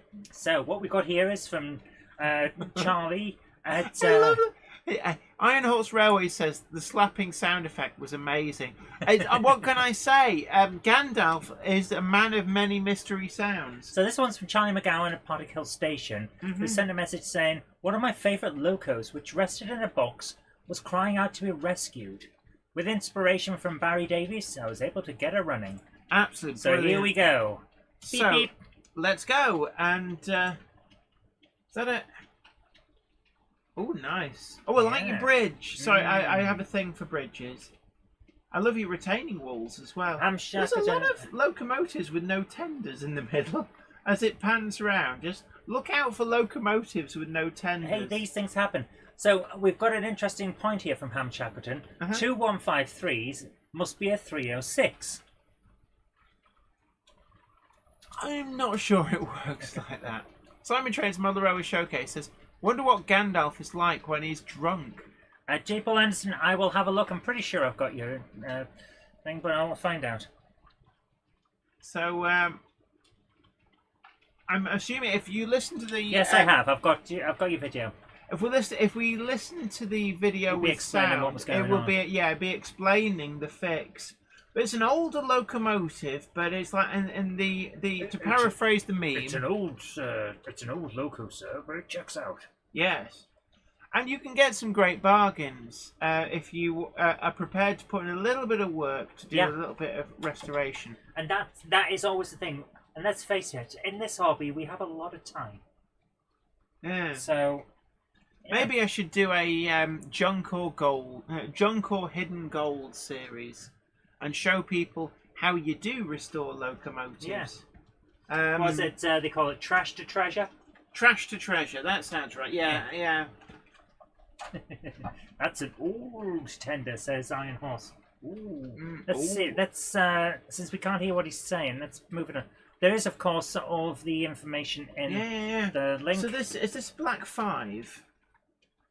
And one of the big things that can afflict older locomotives is just poor current collection. Yeah.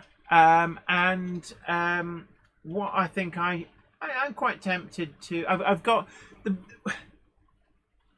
I'm hesitant to call it a problem, but manufacturers send me lots of stuff because they value my honest reviews. But that does mean that I don't have a lot of time to do other sorts of videos.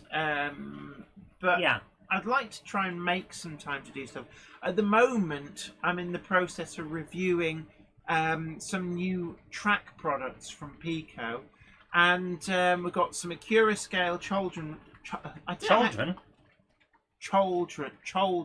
How do you pronounce them? Cauldron? No, Chaldrons. You're looking at me like I know what you're talking about. You're looking I at me don't like know I'm what people have stupid. sent you. Well, yeah. Of course I am. No. Stop prodding me. That's a... Right. Iron Horse Railway says it's what I refer to as a luxury problem. It is, yes. It absolutely is. It's the glamping of problems. Bentolet says, have you got your O-gauge garden railway running as the previous Daypole tanker review showed it? No. Again, no time. Do you want to know how she did that? Can I just say, right? I don't actually, contrary to the lies that get spread by trolls, I don't earn a huge amount from my YouTube work, so I have to go out and work with a real job. And next week, I've actually booked the week off because I'm suffering exhaustion. And she really one is. of the things, I had to wake her up to come on the show. One of the things which I am actually looking at doing is spending the week doing things like the Garden Railway, which might be quite nice. Yeah. The problem is, you always, to feed the algorithm, you always feel like I should be filming this, and that does make things harder than perhaps they could be. Yes. So, that Daypole tanker review, I'll tell you exactly what was going on there. There's a reason that the video clips of it running are so short. Yeah, there's a reason as well you never see the locomotive, because the locomotive is my finger pushing them. Yeah, we had to show running footage. Yes. And let's face it, whether there was electric going through the track or not, it was still running the same way. Yes. So that's how it happened. Absolutely. So we're having some really good running footage. This is a wonderful layout. I love it. I certainly sorted out that loco, and I know we all complain about... what's this? Iron Horse Railway says, but Jenny, you have a massive pile of gold stashed away with a wooden sign sticking out of it that reads, YouTube swag. She does, but it's not real gold. It's gold foil chocolates. Yeah. We got them last Christmas. And can I just say, it's not freebies. It's no, because most of this stuff goes back. Yeah, I've said many times before. A lot of stuff is loaners. You get loan things and you have to give them back. You either give them back or you send them on to the next person in the list. And a lot of review models, contrary to popular belief, do a round robin of magazines, people like that. And in the same way that magazines are honest, which is why they get sent review samples to poke at, then that's why I get them. And it always does annoy me. People go, "Oh, why didn't you rip into this like a certain other YouTuber does?" It's like, because there's nothing wrong with it. Yeah, and that's the thing. You can't lie. At the end of the day, you can't lie. Oh, gold chocolate block. Do you know those gold bars? I do like the McVitie's gold bars. Yes. Oh. Now, what you need is a big block of the chocolate that they put on the outside. I know that there's that caramel, that cabbage, but it's not quite the right stuff.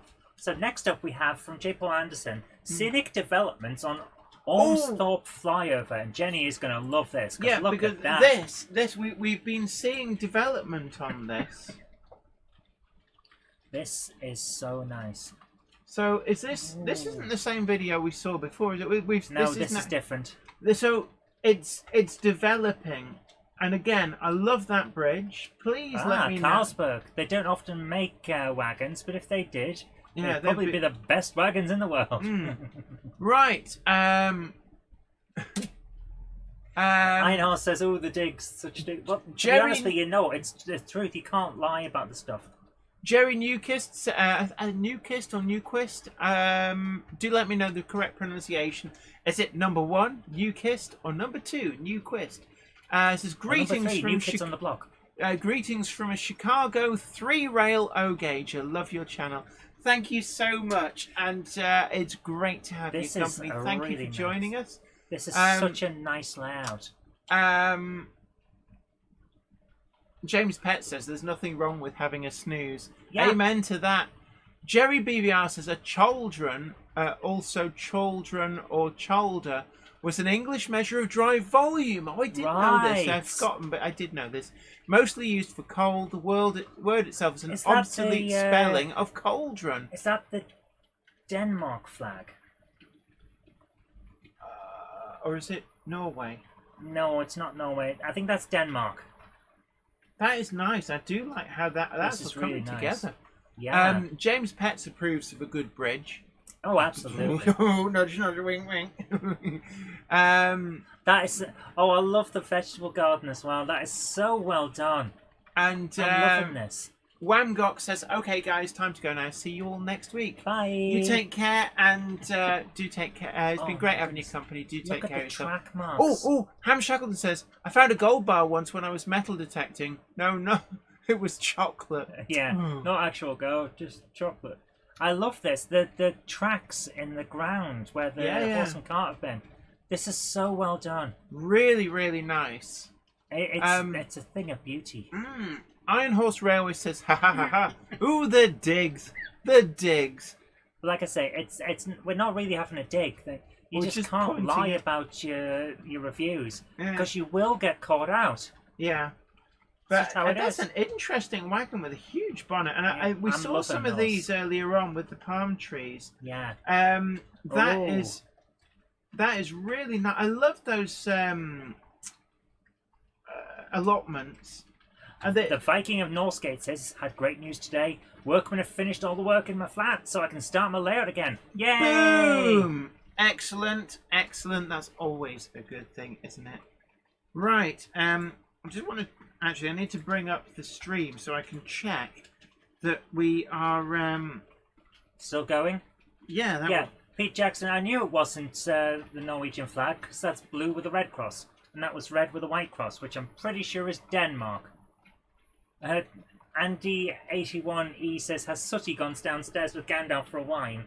Well, you might say that, but you would be incorrect because hello. Lots of people loving the work on that diorama. Yeah, it looks so good. Always really impressed by his work.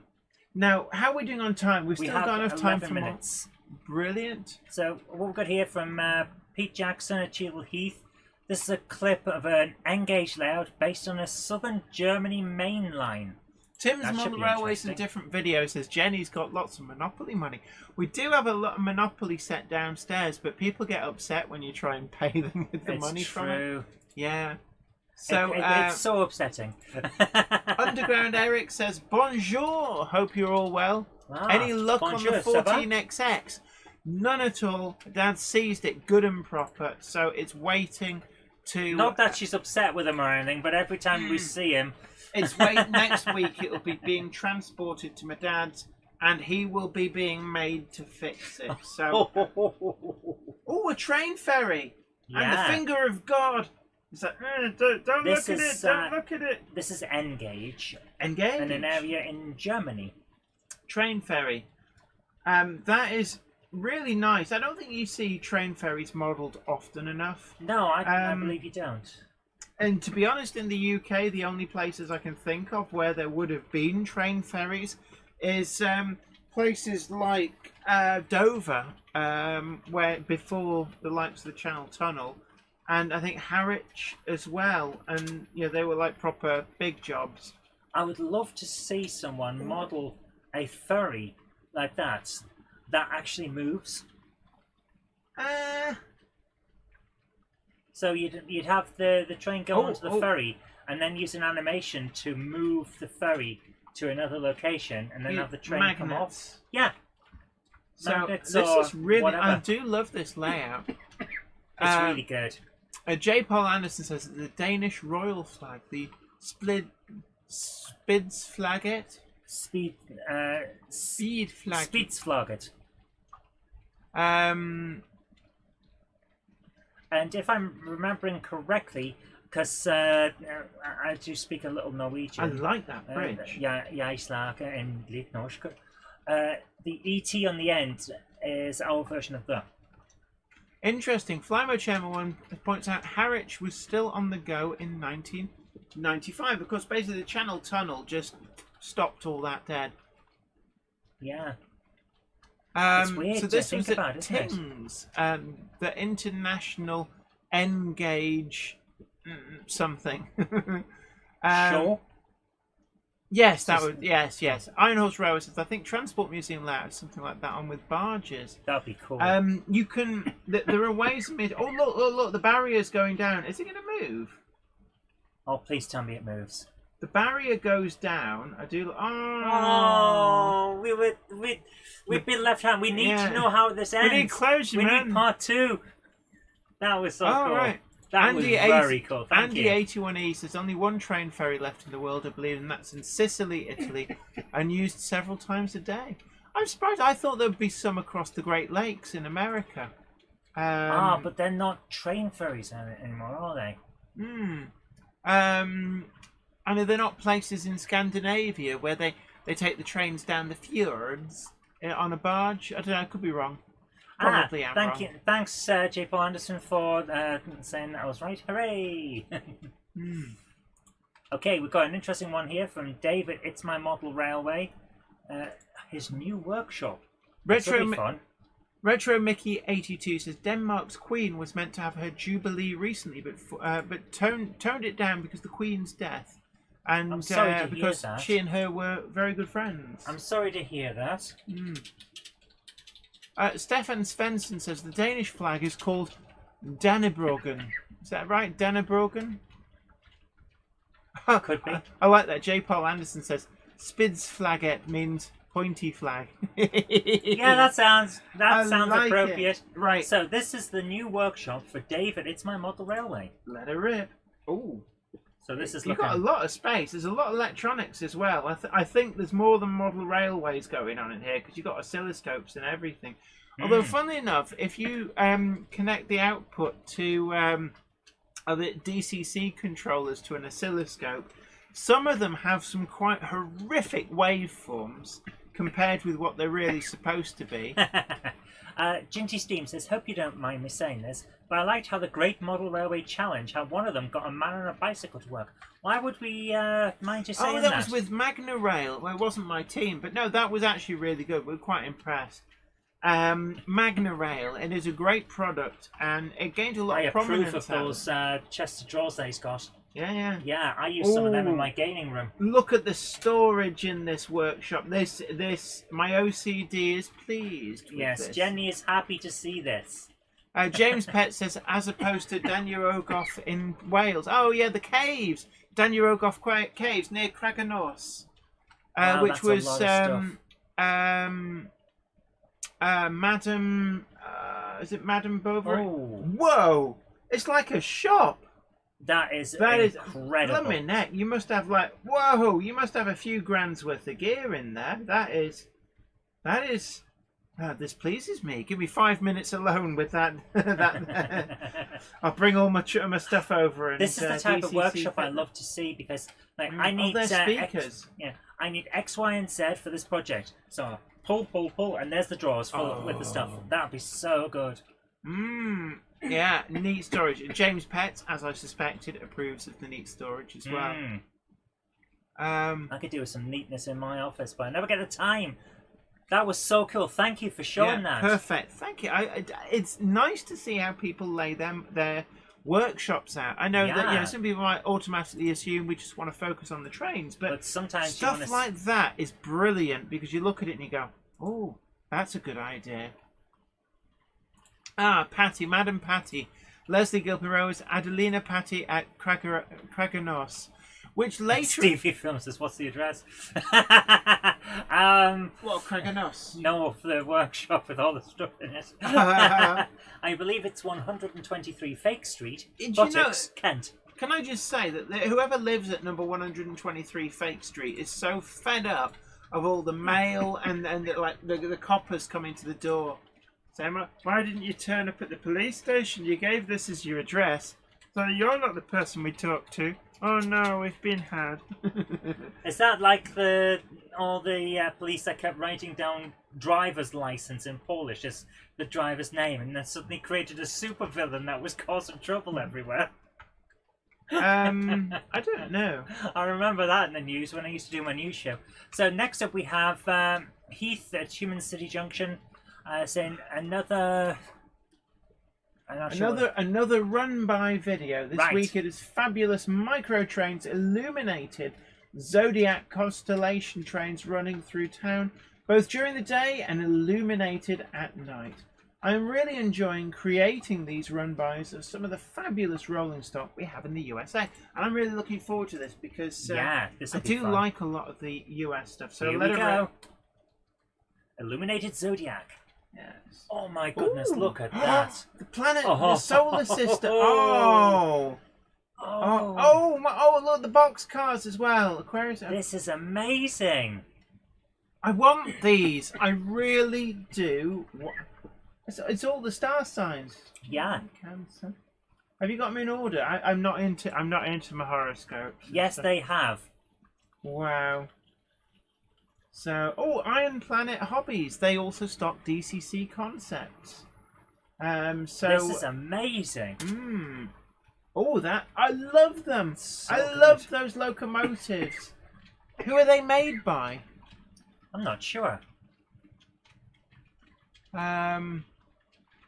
Richard Swiderski says, I want a Hornby TTS decoder. I bet he has one. A Class 47 TTS, yes. Oh, it's actually got so it shows you what you're looking for. Oh, yeah. I need them. I need these. Yes, not forgetting the Piggly Wigglies. Yeah, Piggly Wiggly. I want my in fact, no, Piggly Wiggly can wait. That is amazing. And here we have it at night. It's very blue night. No, look at that. They light up. That is amazing. Whoa. They light up. Yeah, Richard Swiderski says those wagons are way out. These are off the hook. Oh my goodness, Pisces. Oh. So good. Ben Tullett says, Jenny, there is a 123 Fake Street at Oak Lawn, Illinois. But there isn't one in Buttocks in Kent. Human City Junction says they are made by micro trains. Are these HO? Because these are amazing. I'm sorry, but I want them. I really do. Somebody pass my details on to the company. Yeah, we need to get in touch. Yeah, we do. These are so good. I love them. They're the most amazing rolling stock I've ever seen. They're educational and aesthetically pleasing at the same time. The locomotives too. I'm sure I've seen the locomotive advertised around. But these box cars, I want a set. I so want a set. They are lovely. Oh, Possibly N gauge, says Don Gets Model Railway. Microtrains are N scale. And oh, Human right. City Junction says N scale, 1 to 160. That makes them all the more amazing, because these are actually a lot smaller than you think they are. Yeah. Oh Which my means word. the detail on that I will is just make an super. N gauge layout for this train. Yes, you would. It is amazing. I love them. As your centerpiece for it would be an observatory. Oh, yeah, dude, it's like a circle. Yeah. Oh, That is so Illuminated cool. Zodiac. Really loved that. That was so good. Absolutely amazing. I love them. We've got an advert for Wrexham now. Okay. Yes. Oh, it's a documentary about this. Hello, I'm in Wrexham. I don't know what I did to annoy anyone, but Yeah. Jerry BVR says, I predict these wagons in Jenny's future. Yes. Really tempted. H. Walker Steam and Heritage Rail Vid says, I could believe, you do it for Weir Yard? I believe we will be seeing them in Jenny's future. It is written in the stars. Oh, I see what you did there. I see what you did. Oh, they are Our amazing. final video for the night. I'm assuming that Iron Planet Hobbies stopped them. See, I saw who was the sponsor. So here we are. The GWR Castle class, 7029 Clun Castle, hauling the Mersey Explorer. I assume it's Clun, not Clun. No, Clun. Clun. No, I assume it isn't. And this is from Richard Swiderski. It's our final one for the night. So, thank you so much for sharing this with us. That was so good. Yeah, Andy Brooks, absolutely. If they're N-gauge, fantastic details on the wagon. I love the fact that not only are they aesthetically pleasing, but they are highly educational as well. Oh, it's Chairman 1. I was born under a wandering star, but someone let my tyres down.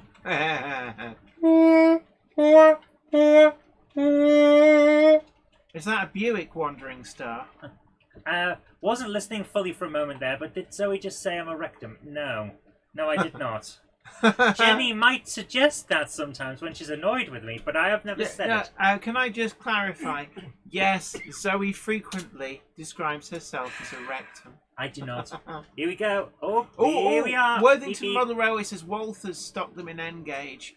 I will have to speak with Sir Ken of Patterson and see if he can find them. I'll give him the money. He'll box them up and post them over and just say on it, socks for Christmas. That is an option, I suppose. I love that. Though, I mean, I'd have a display cabinet just for them. Those box cars. Oh my goodness, yeah. Were amazing. I love them so much. And that was a castle at full chat. Really, really nice. It's a big one, isn't it? Beep beep.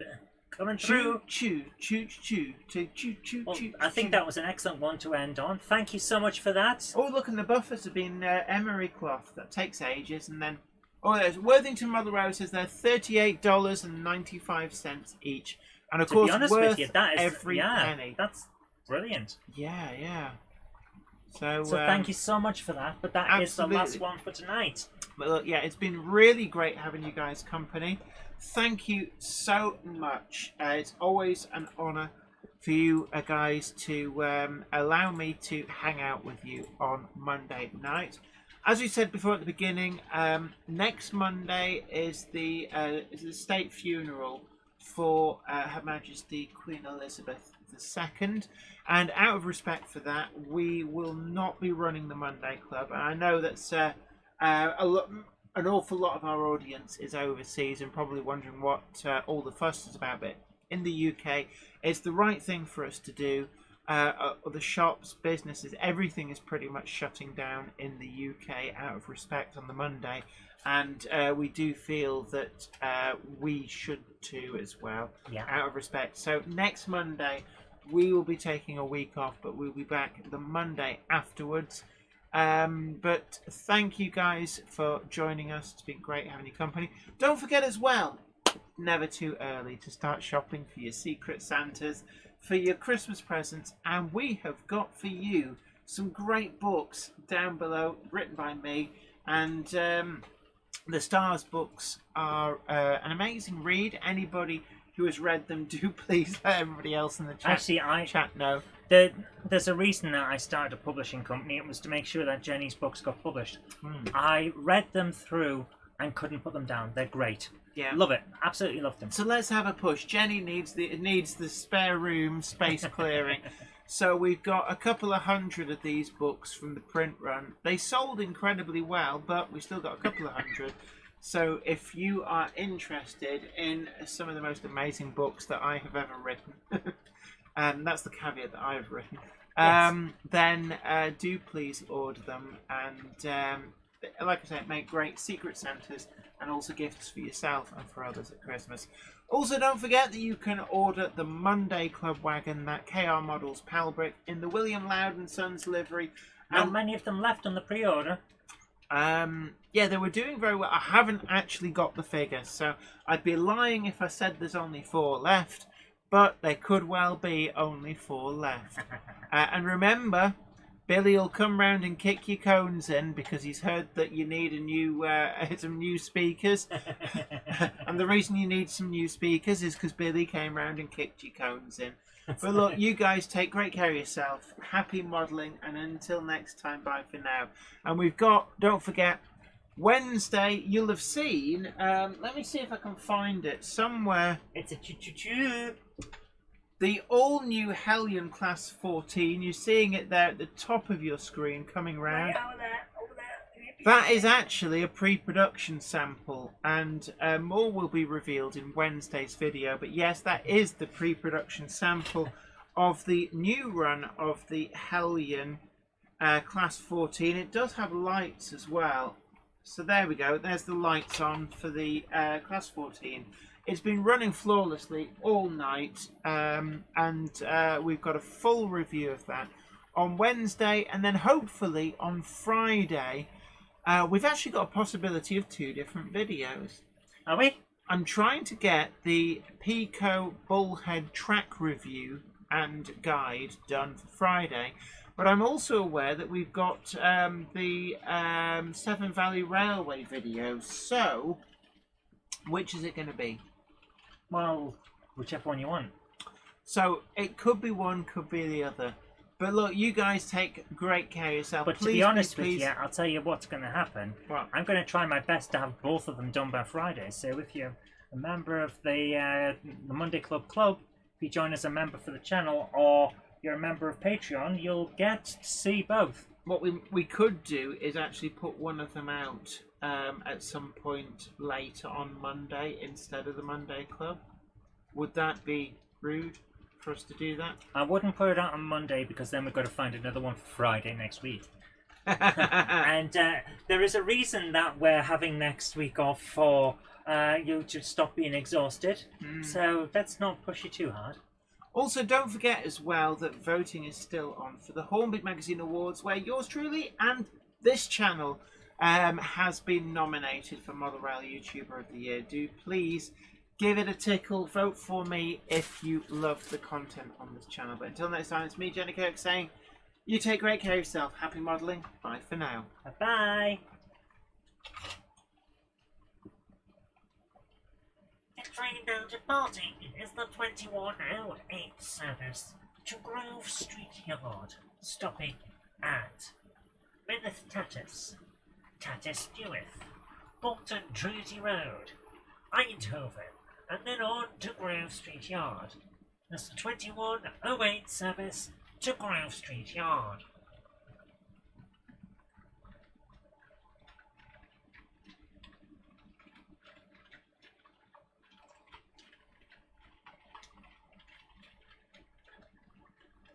At some point, I'll find a view that's got a train on it. No, you won't.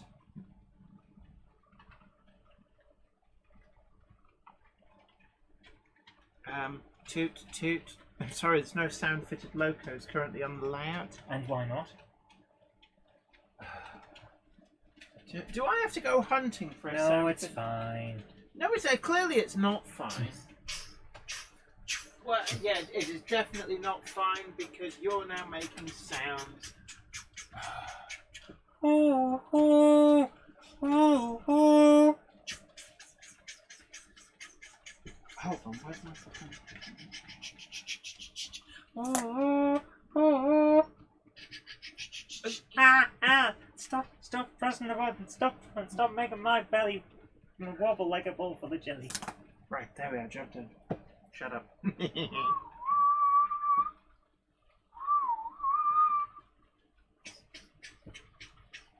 Monkey. No. Oh no, monkey. No, no, no. Respect my authority! Getting some.